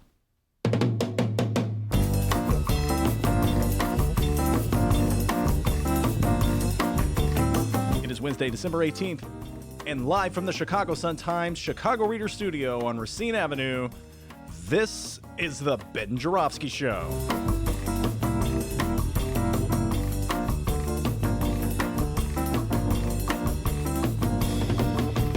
In this hour of the program, we still got Monroe Anderson in studio, and it's the return of our resident Bernie bro, one of like 50. We got a lot of them. Jacobin magazine writer Micah Uetricht. And And now your host. Oh, he'll be a Bernie bro by the end of this program. Chicago Reader columnist Ben Joravsky. Yes, indeed. Micah Uetricht is not only a Bernie bro, he wrote a book about Bernie. We're going to get into that a little bit, talk a little bit about his book, and then take the deep dive on impeachment and Bernie and Pete Buttigieg, that Dennis's favorite candidate for. How'd you know? I was keeping that to myself. You read my diary. And all the other issues of the day. Maybe ask Micah for his thoughts on the reefer debate, the great reefer debate we've been having. But before we do that, what is the update, young man? All right, we have an update. With the new year comes a boatload of new laws here in the state of Illinois. And the Chicago Tribune recently wrote about this new law. Now, we all know about the Illinois gambling expansion and the new video gaming and betting laws. But also, coming to Illinois in 2020, legal sports betting and gambling from the convenience of your smartphone. It's legal, I guess, because I know some guys who will remain anonymous. All right, there you go. Who are right now, hey, Ben, you want to bet on the second half of the Clippers? Don't throw your friends under the bus. We got the over, the under. Yes, smartphones will allow people to shop around for the most advantageous betting lines, make wagers as they fancy strikes, even in the middle of a game, and enjoy the stimulation of gambling without having to leave their couches or put on pants. Wait, time out. What are you reading? The stimulation of gambling. It's not from me. It's from the Chicago Tribune. Oh, is that an advertisement or an article? No, this is a thing that they wrote. It's the stimulation of gambling. Wow, it sounds. Well, you're hung up on that part. Well, yeah, it's like if they wrote, they can enjoy the stimulation of marijuana. I don't think they ever write that thing. You know what I'm saying? And this is concerning some experts saying that this can lead to addiction. Gamblers will be able to download apps that allow them to bet anywhere within state limits. The Illinois Gaming Board is supposed to finalize license application rules by this week. Spokesman Gene O'Shea said the agency is, quote, working to ensure that sports wagering will go live in 2020. Whenever it happens, the experience of other states suggests that phone apps will swiftly become the dominant method of sports betting. There you go. What do you know? In the new year, along with marijuana becoming legal in Illinois, apparently crack will be legal too. Yeah, no, I got to tell you, folks, and I've said this, and that we more and more we are financing government by taxing our vices. I have very mixed feelings about this. There's a libertarian in me that just doesn't think it's a good idea to have prohibitions. So, pretty much let it go. I've got strong libertarian streaks in me. On the other hand, as a reformed gambler, I realize gambling is no joke. Right. And we treat it like it's like this ha funny thing. But, it's a serious... I think it's far more destructive to people than marijuana. And yet, for years and years, marijuana was the one that was illegal, and they were arresting people for doing, and gambling got sort of a pass. So I think we're kidding ourselves if we think that there's not going to be a human consequence for the promotion of gambling. It's not just legalizing it, but promoting it as we do. And I could tell you this, Micah and Monroe, already people are betting on sports games over their phones. I've seen it happen. And there's a lot of money that gets lost like that on a whim. And, it's a good thing that they're going to start paying these college kids to play sports, in basketball and football, because that would be a really easy way. Once you introduce legalized gambling to it, for them to figure out when maybe they should miss a shot. Or miss a tackle or something. Well, that's been known to happen, trying to fix games and stuff like that. But by the way, that bill, we had Chris Welch on talking about that a bill. I think it got stalled. They're not in any rush to pay. The CAA. Yeah, they're not in any rush to do that. It's a rich thing. Yeah. You have to understand. And we want to give a quick shout out to our friends over at WTTW Chicago. They just released their 20 new Illinois laws in Illinois. And starting tomorrow, 20 new Illinois laws in Illinois, I said. And starting tomorrow on the Ben Joravsky Show and all through the holidays, we will be unpacking and discussing these new 20 laws one by one. And we're going to hear what Benny J has to say about them. It's the Ben Joravsky Show's and WTTW's 20 Laws of 2020. This is pre-show prep on the Ben Joravsky Show. The first time I've heard this. Yeah, I just came up with it like 5 minutes ago. I'm all down for it, man. All right, good. See, Micah, this is the amount of preparation that Dennis and I throw go into this show. I just heard about this for the first time. Consummate professionals. So before we take the deep dive into Bernie and impeachment and to Donald John Trump and to Mayor Pete and all the other political issues of the day, Micah, give folks an update on your book. Is it completed? Is it? Can you buy it for Christmas? What's the deal? The book is being typeset as we speak. It's finished, and the publisher is getting it ready for the hard copies that are coming in early April. So you can't pre-order. You can pre-order it on Amazon, but you can't pre-order it from the publisher or anything. But it should be around in early April, and hopefully Ben will have me back to give you the update when it's in my hands and in Ben's hands. Absolutely. And the name of the book? Bigger Than Bernie, How We Go from the Democrat... I should know that. I should have this, memorized probably. Bigger Than Bernie, How We Go from the Sanders Campaign to Democratic Socialism. I'll edit that out. Thanks. He'll edit it out for the podcast. And most people listen to the podcast. But we have some very faithful viewers who are now trying to get it. So one more time, just give it the complete name so people can get it. Bigger Than Bernie, How We Go from the Sanders Campaign to Democratic Socialism. I wrote it with my co-author, Megan Day, who's a staff writer at Jacobin Magazine, where I am the managing editor. Very good. All right. And before we take the Bernie dive, I've been promoting your view on impeachment. And so why don't you summarize your attitude about the impeachment of President Trump? I think that impeachment is a distraction from the main tasks for the Democrats and for the left wing in general of American politics right now. I'm not saying, of course, that Donald Trump doesn't deserve to be impeached. He deserves a lot worse than impeachment, probably. But I think that impeachment is a distraction from the Democratic Party putting forward a positive agenda that can actually move people to decide to vote for them and get behind something bigger and bolder. I think that since 2016, if not longer, there's been this kind of, when Trump won in 2016, for example, the idea that many Democrats put forward was this was not a legitimate victory. It was the result of collusion from the Russians or whatever, which, of course, that collusion happened, that the interference happened.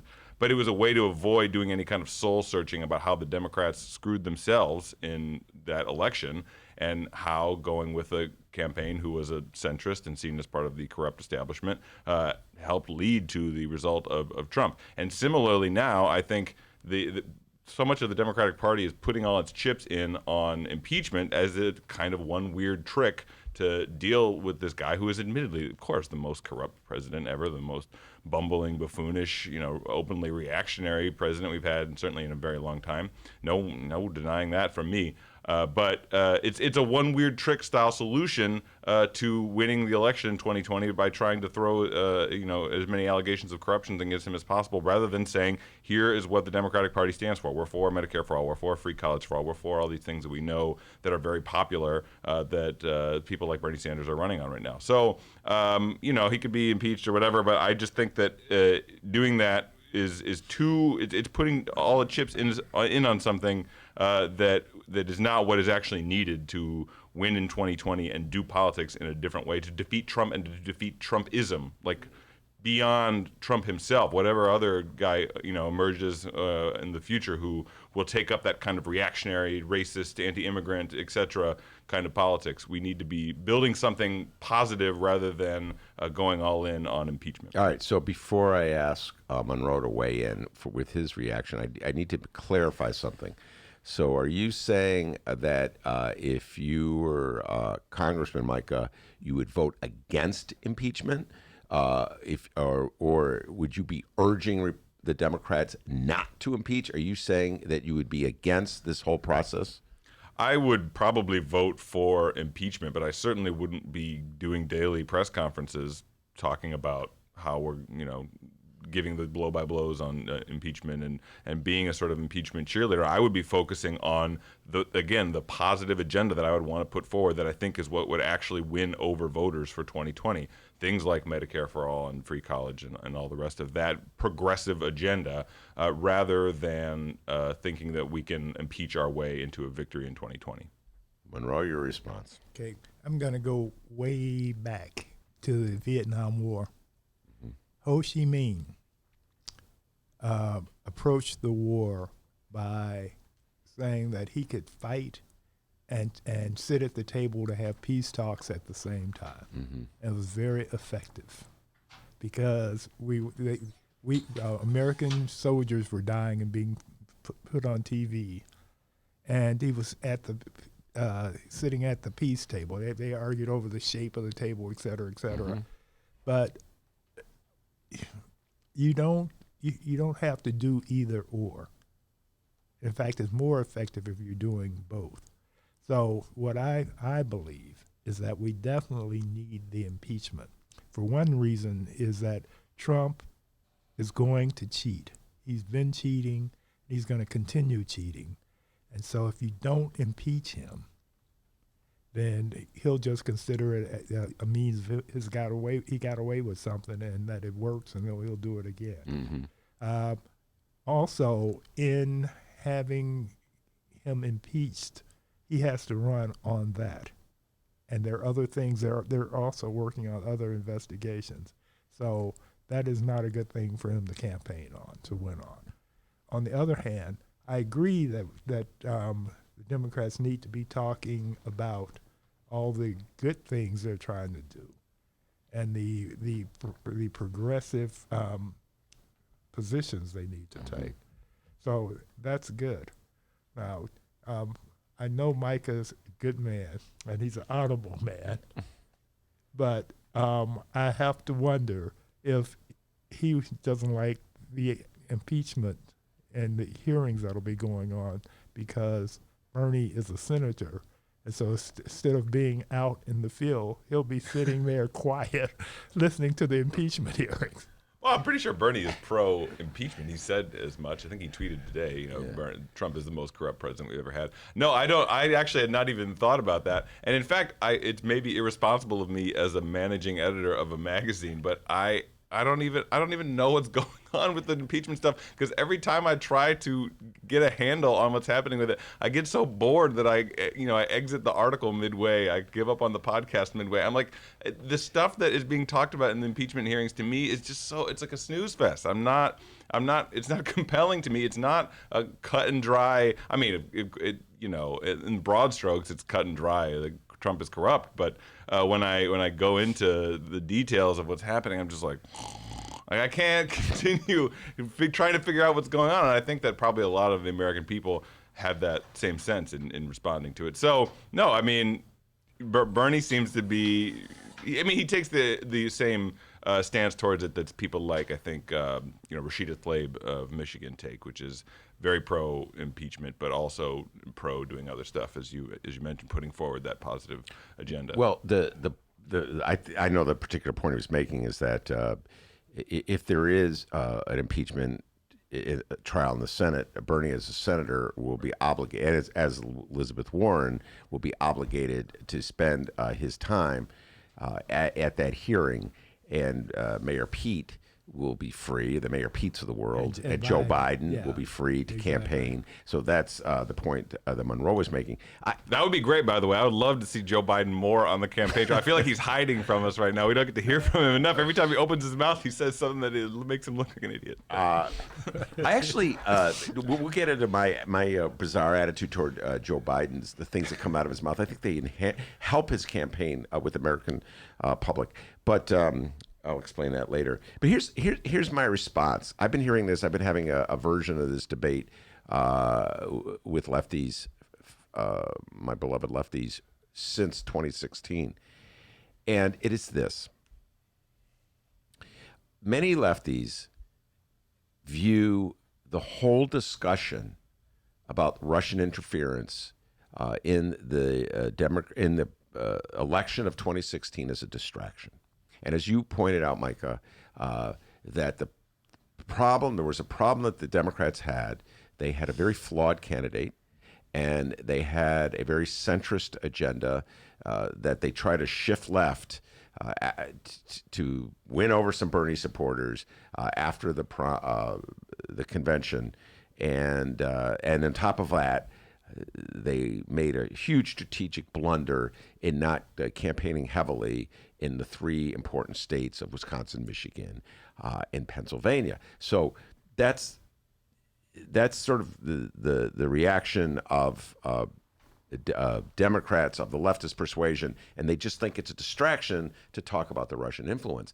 And I cannot help but point out, and I will continually point out, that the Russian interference in the Democratic election of 2016 is part of the reason why, even now, we have this split, this divide, because what the Russians did very successfully is they hacked into those Democratic computers, released those emails that the Democrats were sending about Bernie, showing that the process was rigged against Bernie. And so at the very time Democrats were trying to come together for the good of the party to defeat Donald John Trump, they were at each other's throats. They're protesting right. Debbie Wasserman Schultz, Right. booing candidates, booing speakers at the Democratic convention. And then, wait, there was one more dump. Wait, when people have forgotten all that in October, oh, you forgot that? Let's go get some Podesta emails and dump them. So, and more, okay, and another factor, which I think is even greater than that, yeah, is the Russians turned the black voter off. And Hillary did nothing, nor Bernie, to actually reach them. So blacks in Milwaukee didn't show up. Blacks in Detroit didn't show up. I got news for blacks in Blacks Chicago. in Philadelphia, yeah. So you didn't. So the most reliable traditional vote that the Democrats had was not involved. Well, I'm gonna take Micah's position on this. I believe that was as much a result of Democratic policies, and this is something, Monroe. I've been thinking about that. I'd love to hear your thoughts on this one, both of you. Who was it that said this to me? I can't remember who it was. I'm stealing someone's idea, and I apologize. I can't remember who said this to me. But in some ways, like Hillary Clinton, Kamala Harris, Cory Booker, they've all paid the price for Barack Obama's presidency. And there was so much hope invested in Barack Obama back in 2008 when he was elected. And there was so much relatively delivered for the most loyal part of the Democratic Party that many black voters' response was, what's the point? They sell us out as soon as they get elected.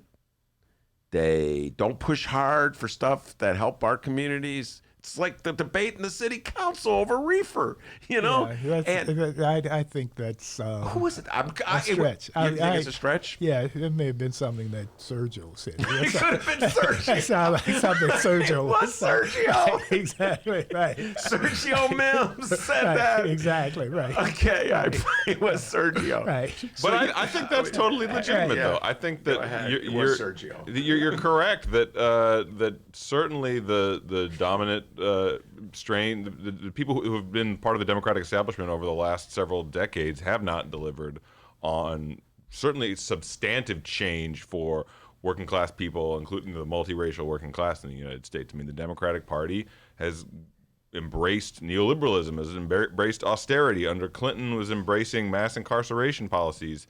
There's no delivery, and I think that is why I remember the articles about black voters in Milwaukee in the New York Times and in other places about folks just not being excited about voting for the candidate. I mean, I think they're not.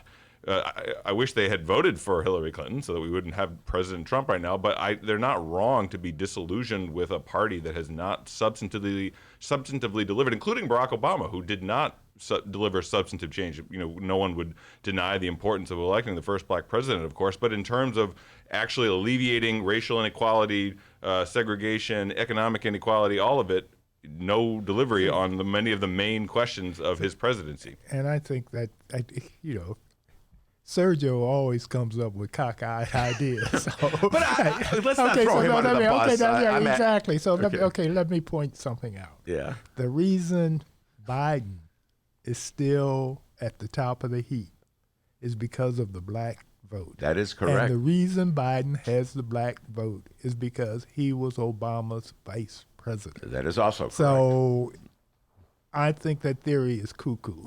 It has nothing to, it had nothing to do. It has nothing to do with what Obama delivered or did not deliver. Black people love Obama and Michelle right now.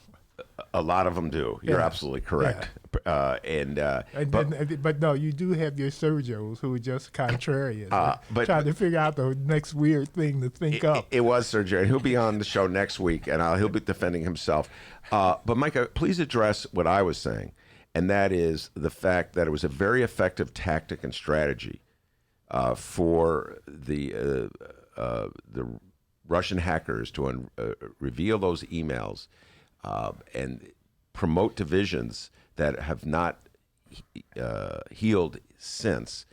And I think it's like, I think Democrats are kidding themselves and fooling themselves to think that they can win an election purely on ideas when there's all kinds of wheeling and dealing and cheating that goes on in an election. We all know it from Chicago. No lefty in the city of Chicago would react to a campaign against the machine or the incumbent by saying, what the heck, they got the advantage. I'm just going to go out and, talk about my great ideas for reforming property taxes. They're going to be talking about the machine, and they're going to be talking about the signs that got torn down, and they're going to talk about whatever little cheating stuff that Democrats in Chicago do to defeat. Isn't it the same principle at play in a national election when you're up against Republicans who are every bit as dishonest and deceitful as Chicago Democrats? Well, so the question is what exactly? Like, shouldn't we talk about what the Russians did? Shouldn't we talk about the skullduggery that was happening in 2016? Absolutely, investigate it and punish Republicans from doing it, from having done it, and try to keep them from doing it again. I mean, sure, but I don't think that. I mean, what was revealed in the revelations in 2016? Nothing that people didn't already think, on broad strokes about the Democratic Party. There wasn't some completely new narrative that was foisted upon them by these revelations. People already had the sense that Hillary Clinton was this corrupt establishment candidate. So I don't think it revealed anything new for them. And I think that even I would counsel, if any of them came to ask me for advice, any of those kind of lefty Chicago reformers, to not talk about stealing signs or whatever, just nonsense, but to actually put forward a different vision of what a Chicago would look like. That was what 6 of them did in the last city council election, and won as Democratic Socialists as part of a broader range of progressive aldermen who won in the last municipal election, and it paid off for them. So that's the tack that I would suggest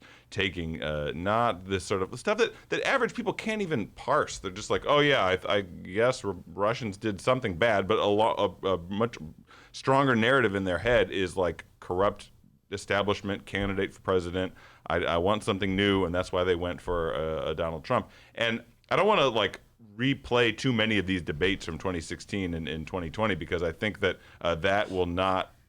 It's just not political. I mean, we can have a fun time, sort of, over beers or whatever, rehashing some of that stuff. But I don't think that's where most of the American people are at this point. They're forward-looking. They want something positive. And if we're going to convince them to beat Trump, it's not going to be because he benefited from this thing that happened in 2016 with these Russians. People are tired of that. They want to move forward politically.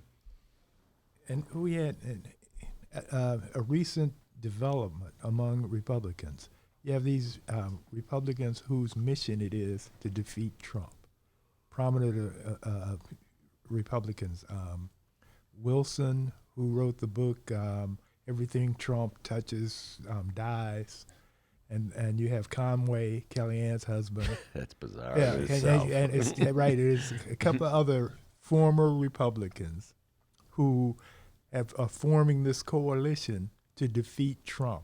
And the way they're going to do it is they're going to go into these areas where Trump is popular, and they're going to talk about what he hasn't delivered. They're going to go to the Kentucky, and talk to the miners and say he promised you this, or go into Michigan and said he was going to give you these manufacturing jobs, they're going to attack him from that angle.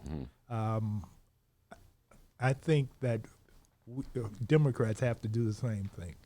You know, it's one thing to talk about, yeah, we're going to give you all this stuff, but the other thing is you got to throw a little dirt in the game. That's why he was after Ukraine. I'm going to put aside the notion of throwing dirt in the game, and Mike, I got to ask you this question. I don't think I've asked you this question. Miles deals with this question every Thursday when he comes here. And Carlos is going to get this question as well, Ramirez Rose, when he comes in later today. And that is this. I've been thinking about this a lot. Usually the Democrats nominate a centrist and then tell the lefties in their party, shut up and go along. And then they get mad at the lefties when they don't always go along. All right. If Bernie is the nominee, it's going to be reverse. The Democratic Party will have nominated a lefty. And the centrists of the party will be told, shut up and go along. I've been writing about this and thinking about this a lot based on things that like Hillary Clinton said on the Howard Stern show, and that your good friend Rahm Emanuel says, you know, on ABC TV. They roll him out every time they can on national media. It's crazy. Just had your good friend, the look in your face when I said that. Yeah, no, he's a contributor to ABC now. Take a chill from that. Yeah, sorry, Rob. But I'm starting to think that the centrists won't hold their nose. Of course not. No. So they're going to not practice what they preach. What do you think about that? I have never seen, any kind of shocking case of hypocrisy in American politics ever from Republicans. Never. I don't know what you're talking about, Ben. No, of course they're going to do that. You think Rahm Emanuel's going to be out on the stump for Bernie Sanders? That's not going to happen. I'm not even asking him to go on the stump. I'm just saying, is he going to vote for him? Shut your mouth and vote for him. I didn't say go on the stump. No, it's true. No, I think you're totally right. I don't think we're going to see that. I think you're going to see, you'll probably even see some kind of, some, maybe not Rahm, but some, prominent voice of the center of the party even talk about forming a third party and running as whatever, the equivalent of the Liberal Democrats in the UK, like the, single percentage centrist party that runs in addition to Labour and to the Tories. So yeah, I think that I don't trust these people. I mean, there is a real visceral hatred of Bernie Sanders and of the kind of politics that he and that I represent, that kind of robust left-wing politics. The party has done everything that it can over the last 3-4 decades to destroy it. So of course they're not going to be on board for that. When I was at Indiana University back in the late 60s, when the Black Power movement was just jumping off, the black nationalists would say of the white liberals, the left, that they're here now, but they can be white whenever they want to, and they will. Mm-hmm. So there's this distrust among many black people, not all, but many, about white liberals, because they think that, sure, they have these progressive ideas, but it's mainly for white people. If you look at the women's liberation movement, it's the same. So what the Democrats, I maintain that what the Democrats have to do if they want to win is come up with a direct conversation to their most loyal bloc, which is black women in particular and black people in general. And so if you don't have that, all this other pie in the sky stuff, it's not going to get you there. It just won't. All right, here's what we're going to do. We're going to take a break. We'll come back. We'll follow up on what Monroe said and go through some of the particulars in the race. And I know that Micah and Monroe have some interesting things to say about Mayor Pete, so we'll be right back after this. The Ben Joravsky Show is supported by Northwestern University's part-time master's program in literature and liberal studies. Students learn from dynamic and diverse faculty as they build advanced skills for critical analysis, writing, and research. Evening classes are held on Northwestern's Evanston and Chicago campuses. The spring quarter application deadline is January 15th. Learn more at sps.northwestern.edu/masters.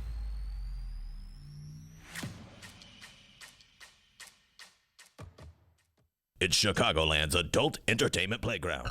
It's the world-famous Admiral Theater, 3940 West Lawrence Avenue. The Admiral is homegrown from Chicago, and it's the most conveniently located club in all of the city. 15 minutes from the O'Hare Airport in downtown Chicago Loop. Voted Chicago's best strip club, the Admiral has showgirls galore and a variety of adult entertainment shows. The world-famous Admiral Theater, open every day from 7 p.m. to 6 a.m., 3940 West Lawrence Avenue. For events, showtime, and other information, visit AdmiralX.com. Must be 18 years of age or older to enter. Hey, everybody, what you're about to hear are the piano stylings of Jeff Manuel. Man, listen to Jeff go. Jeff Manuel has been playing piano around Chicago for years. He's played for conventions, for celebrities, played in basement bars with blues bands. He's played at prestigious social clubs, fine restaurants, and in the intimacy of private homes.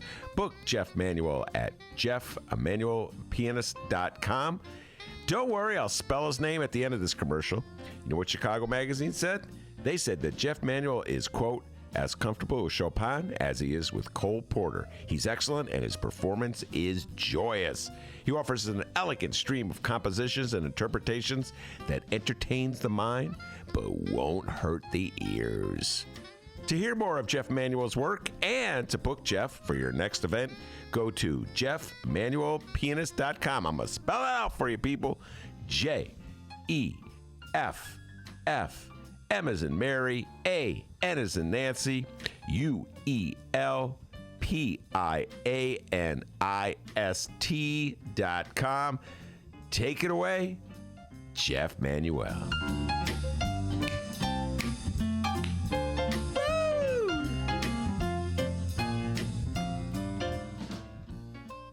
The biggest Jeff Manuel fan on the planet. Welcome back to the Ben Joravsky Show, live from the Chicago Sun-Times. Yes, it's M-Day in the Ben Joravsky Show. Micah and Monroe in the studio. We're debating all the issues of the day, impeachment, et cetera, and so forth. And I just want to remind everybody before we go any further that Carlos Ramirez-Rosa, 35th Ward Alderman, he's going to be coming in for a bonus interview. And what we're doing, if you're listening on the live stream chat, we're going to live stream it. It's at 4 p.m., so we're going to end the show at about 3:30. And then after that, come back at 4 o'clock and then check out the interview with Carlos Rosa. If you miss it, don't worry. You'll be able to download it by Monday at both Chicago Reader and Chicago Sun-Times websites and wherever else you download your favorite podcasts. Yeah, we'll have a lot of good bonuses over the weekend. This weekend, some good bonus. I can't remember who they are at the moment. Once again, memory fate. That short-term memory always is the killer. All right, Micah, Monroe was making an excellent point before we went to break that if the Democrats want to win, they must do a great job of giving black voters a reason to come out and vote, and other than just, well, we're not Trump. Although that's going to help, don't doubt about it. There is some Trump hate going on. Yeah, right. That's putting it mildly. Yeah, right. Exactly. So. What's your thoughts on that? No, I agree. That's the case that I've been making, and I think that is what the kind of politics that he's putting forward represent. They represent, and not just for black voters, but for Latino voters, for the entire working class of the United States. That there's actual there's meat. You know, what's the I almost said dope on the table. There's stuff on the table. There's there's actual policies that are being proposed that would materially change people's lives and. Voters of color in particular, whether it's Medicare for all or student debt forgiveness or a significant change in immigration policy in the U.S., all of the stuff that Bernie is putting out there. And so I agree. That's the kind of – it can't be a pure politics of symbolism and of I am not Trump and of but what Biden argues for, which is a kind of return to normalcy of the past. You don't like this guy Trump, just elect me and I'll make it all go away. I don't think that's going to be enough. I'm honestly worried about what a Biden versus Trump matchup would look like. I'm not confident. Biden might be able to beat him, but I'm not as confident in that as someone like Bernie running and winning. And the difference between the two of them couldn't be clearer in the election, where Bernie is saying I'm going to do these things that would tangibly affect your life, and Trump just sort of doing name calling. So as well as racist, xenophobic appeals and all of that. So yeah, I think that tangible agenda is what's needed to mobilize black voters, mobilize Latinos, mobilize the working class vote that would carry a Democrat like Bernie, or some Democratic candidate like Bernie, to the presidency. All right, now I'm going to deal with Joe Biden for a moment before we get to Bernie versus Pete, this interesting little theme I got in my mind. But the reason I say I do not believe Joe Biden's bizarre performances in debates, the weird things that come out of his mouth will hurt him is, and Micah, I know you're going to accuse me of being cynical and jaded, which is what most people accuse me of when I say things like I'm about to say, is that I've never seen evidence in my life as a political journalist in the city of Chicago that an inability to speak a straight sentence, the inability to make a coherent point has hurt a politician. Look who's president.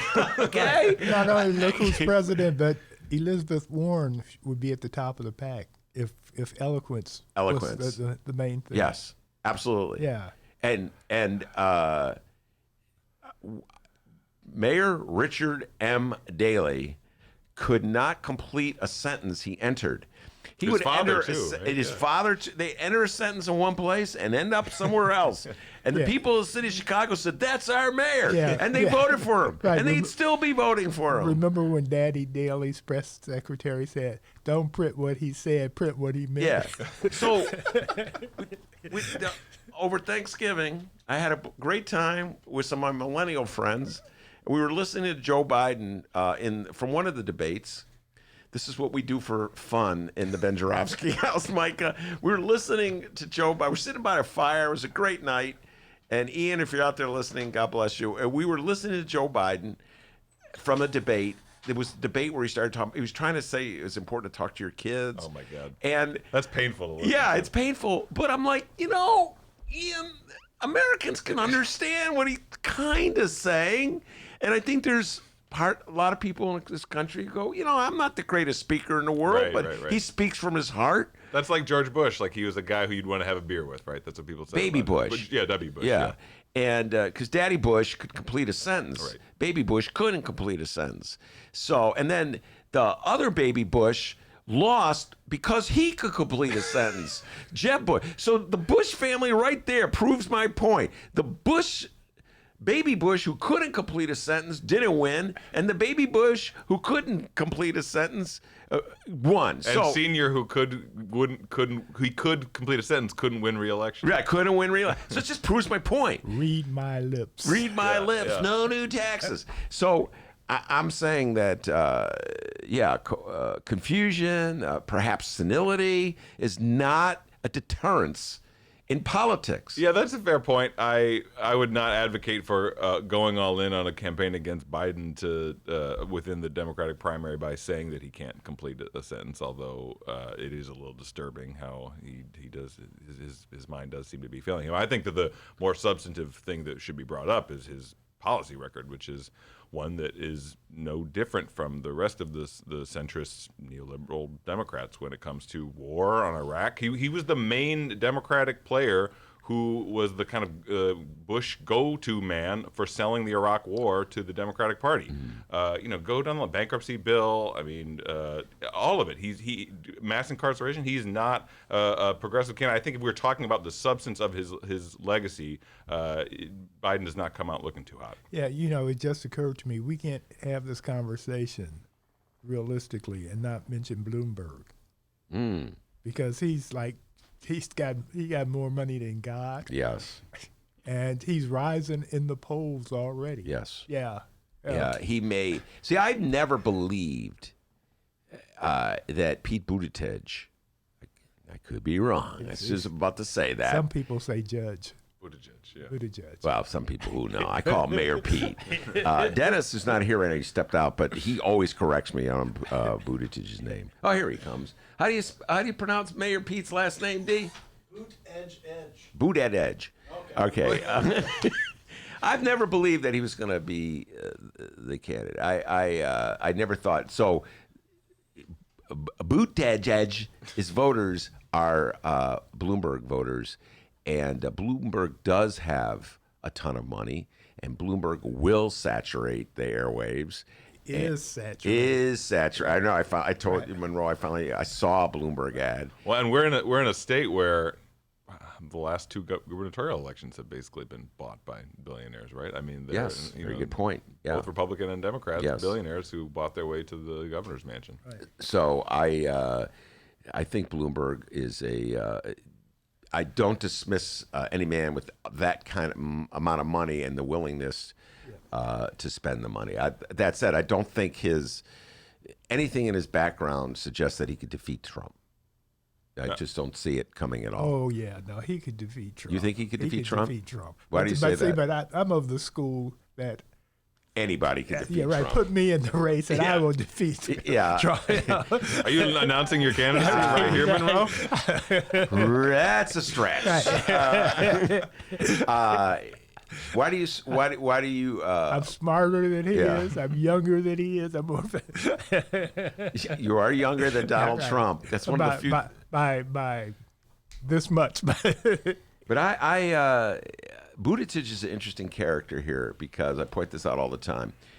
He's running as his appeal is that he's young, he's fresh, he's new, and I don't know any millennials that are for him. And the only people I know for him are baby boomers. The last I heard, he was getting 2% of millennial support in the election. But boomers love him. Yeah. Oh, he's such a nice young man.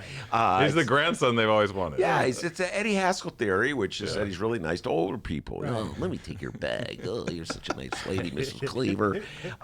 So you're not attracted to Mayor Pete, huh, Micah? No, I think that Buttigieg. Well, first of all, he's clear. I don't like to make political decisions on this kind of basis. But the guy does seem like he was grown in a lab to run for president. Every decision he's made over his entire lifetime has been for the purpose of running for president, and I personally do not trust people like that. The sort of teacher's pet type, the kind who's running for every student body office, who's trying to win every award, who's going to Harvard. I just don't trust it. And I think there's a lot of millennials. I mean, that's just sort of like a personal thing, but it also is a substantive thing because like we're a generation who have been screwed every step of the way when it comes to being overloaded with student debt, dealing with housing prices that are higher than ever, stagnant wages, all of it. And Mayor Pete is the sort of like the cream of the crop who sort of, while the rest of us were suffering with all of those problems, has gone off and been a McKinsey consultant and gone to fancy schools and is that sort of teacher's pet, valedictorian, top of the class kind of guy. And he's saying to the rest of us, you say that you want these changes in policy, you want student loan forgiveness and all the rest of it. No, I'm not giving that to you. You should have worked hard like me. You should have gone to Harvard. You should have gotten a fancy consultant job. And Rhodes Scholar. Yeah, Rhodes Scholar. You should have done all these things. And then you like me, could have been on top and you wouldn't be saddled by all this student debt and all the rest of the problems you have. And we're just like, F you. Like there's millions of us in this generation who are suffering, and we're not. And Pete is telling us that it's like implicitly telling us it's your fault, and I'm not going to do anything to change any of that. Yeah, there was a report that came out last week. Cory Booker is also a Rhodes Scholar, and they looked at how many times it had been mentioned that Mayor Pete was a Rhodes Scholar, and it was something like 500. And for Cory Booker, it was something like 125. Why? What do you think?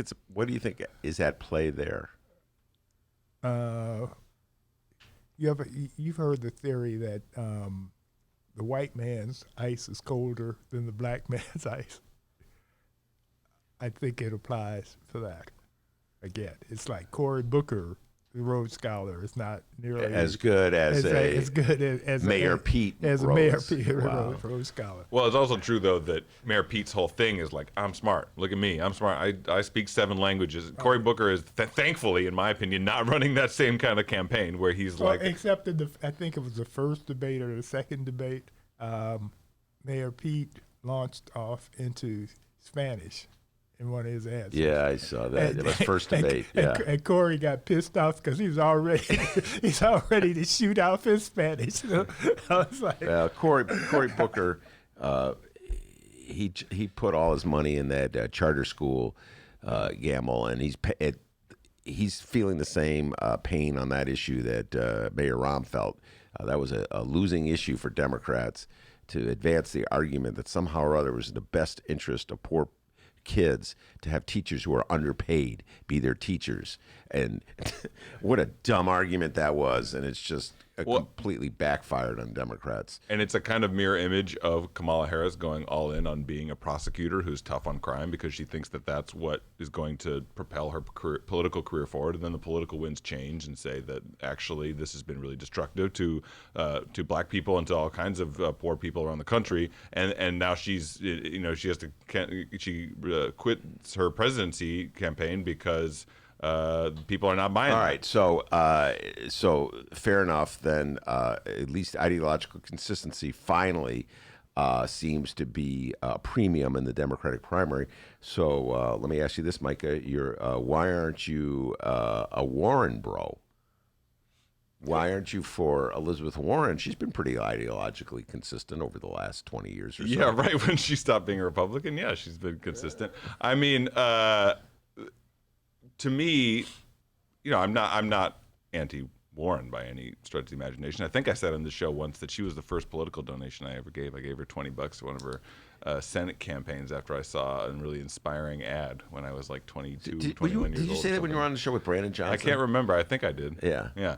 But the bigger issue to me is that Bernie Sanders is pushing for a vision of how political change in this country will happen that is not what you get from Warren. With Warren, you get, I am kind of like Pete Buttigieg. I'm smart. I'm capable. Elect me. I'll take care of all of the stuff for you. Bernie Sanders says it's not me, it's us. We need a mass movement in this country to be able to overcome the extremely powerful forces that exist out there, the medical insurance companies and the pharmaceuticals and the student loan companies and all of that. And he's using his campaign. This is what my book is about, is that he's using his campaign not just to put forward progressive ideas, but to try to build that movement at the grassroots level to achieve those things. And in my reading of American and world history is that is how change happens. It's not through a benevolent and smart and principled leader being elected, although that's important too, but that can't be the only thing. You need that broader movement piece to make social change happen. Monroe, I know you've been, I think you were favoring Elizabeth Warren, were you not? Yeah. Correct? Yeah, I was. Was, as in past tense, or is it ongoing? My position has been that everybody who's running on the Democratic side, except for Tulsi, I can vote for. So I'm not anti anybody. Well, and I can't remember what's your problem with Tulsi. I thought she's going to win. Huh? What's your problem? I think Tulsi is sounds like a Chicago Democrat. Her position. She doesn't sound like a Democrat to me. She sounds like a Republican light. Well, she's anti. She's pro-Russian. She's saying a lot of things that Trump and the Russians are saying. She just, I'm not going to revive the Tulsi debate. We've had this on the show many times. Yeah. And Ramana Hussein, Samina Mustafa, we've talked a lot about Tulsi Gabbard in the show, and I don't even think she's going to be at the next debate. She said she would boycott it. Well, that's why I haven't paid that much attention to her, because I don't think she's going to be a contender. I want to do a little shameless promotion here. We were talking a Warren versus Bernie Sanders at the Hideout the first Tuesday of February. We'll be promoting this for the next month. We will have a debate. Both parties have agreed. Carlos Ramirez Rosa will be representing Bernie Sanders, and Brandon Johnson will be representing Elizabeth Warren. That's going to be one heck of a fun debate. You got some good talkers for that one. Yeah, man. that's going to be really good. And so Carlos is already trash talking, and he'll be on the show for you. I'm sure he'll be trash. And Brandon's coming on the show in a couple days. I'm sure he'll be trash talking as well. Ben, I'd asked you before the show if you had read the Pete Buttigieg essay from high school praising Bernie Sanders. Talk about that. Yeah, he wrote this essay. Well, you talk about this essay. It's really bizarre. Well, I have a theory about how it's actually not that bizarre. But just to begin with, he wrote this essay in the year 2000 for some campaign, for some competition at the John F. Kennedy Library, high school senior competition, an essay writing contest, and he won it. And it was with this essay that was praising Bernie Sanders. The whole thing is about Bernie and his political consistency and what he's fought for over the years, and it makes for very funny reading right now. And I'm an editor of a socialist magazine, and reading his essay, thought, there's not really much in here that I disagree with, so we ran it under his byline in my magazine, and it got a lot of attention. People had heard about it months ago, but I just had the idea recently, and so Wall Street Journal wrote about how we picked this old essay up. But I wrote something for the Intercept about the essay and how when you read it, just at first glance, you're like, oh, isn't it funny that this guy who's now running for office, who's running for the presidency against Bernie Sanders, wrote this essay praising Bernie and seems to represent the polar opposite view of doing democratic politics that Bernie Sanders represents. But in reading it closely, you come to realize that he says in passing, Buttigieg says in passing of Bernie, yes, he's got these substantive socialist beliefs, and that isn't that good. But the bulk of the essay is about Bernie sticking to his guns ideologically over time, even when it was very unpopular to call yourself a socialist. And that's what he's mostly praising Bernie for. And it occurred to me that, of course, he admired that as a high school senior, and he probably admires it now because he is now playing that role. Pete is now playing that role as defending, saying to millennials like me, no, you don't get student loan forgiveness. You don't get all these things you want. He's sticking by his unpopular political principles, but the unpopular political principles are now this kind of centrist democratic politics rather than socialism. It's socialism that's on the rise in the United States right now. So you can sort of see in a kind of perverse way what he admired about Bernie was his willingness to tell people what they didn't want to hear. Yeah. And now Pete is playing that role on the campaign trail. That is an interesting little I hadn't thought of that. We should post that Jacobin Buttigieg essay on our Facebook page because it is interesting. Let's put it that way. All right, we're going to close down this discussion for today, and we're going to go back on the live stream at 4, right, D? Is that Everybody correct? Join us. Carlos Ramirez-Rosa will be joining us. 35th Ward Alderman. We're going to be talking all things, probably the city council meeting that just happened today. We're going to be live streaming at 4 o'clock. We're going to jump off now. Make sure to join us at 4, everybody. All right, very good. I want to thank you, Micah, very much for stopping by. One more time, promote your book. Coming out in April from Verso Books. I'm the author along with Megan Day. It's called Bigger Than Bernie, How We Go from the Sanders Campaign to Democratic Socialism. All right, very good. And sounds good. Sounds good. And look forward to the Monroe Review. We will be discussing. Yeah, we'll bring you guys back together. I'll write an accolade for you. Oh, nice. Appreciate that. I want to thank Before we go, Monroe, just one more time. Can you say Putin? Putin. I don't know why. I just love it, but I the do. live stream loves it too. And Monroe has been steadily predicting this day. So let's just give him a shout out. Since March, she said the man would be impeached. And it is happening, and we'll be following this baby for as long as it goes. And my hunch, it's going to go a long way. Okay. Yeah, me too. I think Mitch is going to try to not allow witnesses, but I think some of the Republican senators are not going to go along with that because they're up for a re-election, and they can't make it look like a kangaroo court. Or they don't have a chance at all of winning. Yeah. So they're going to have to say, let the witnesses in. And then it'll be an interesting thing. Like, will it get delayed because Trump's ordering witnesses not to testify, and so it goes before a judge, and then there's appeals. And Monroe, I am telling you, this thing will have a life of its own. And other things, well, you have two other factors. Plus, there's all sorts of other dirt and crazy things Trump has been doing it's that can pop up at any time. And plus, he's going to get nuttier by the day. Yeah. And by the way, I have to say a couple more promotions.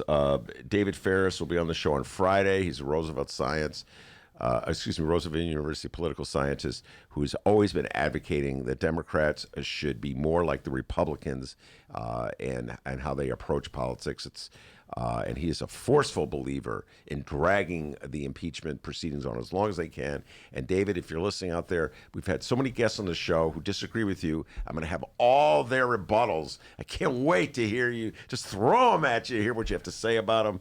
And we'll be doing debate analysis. If there is a debate, I don't. Is there going to be a debate? Yeah.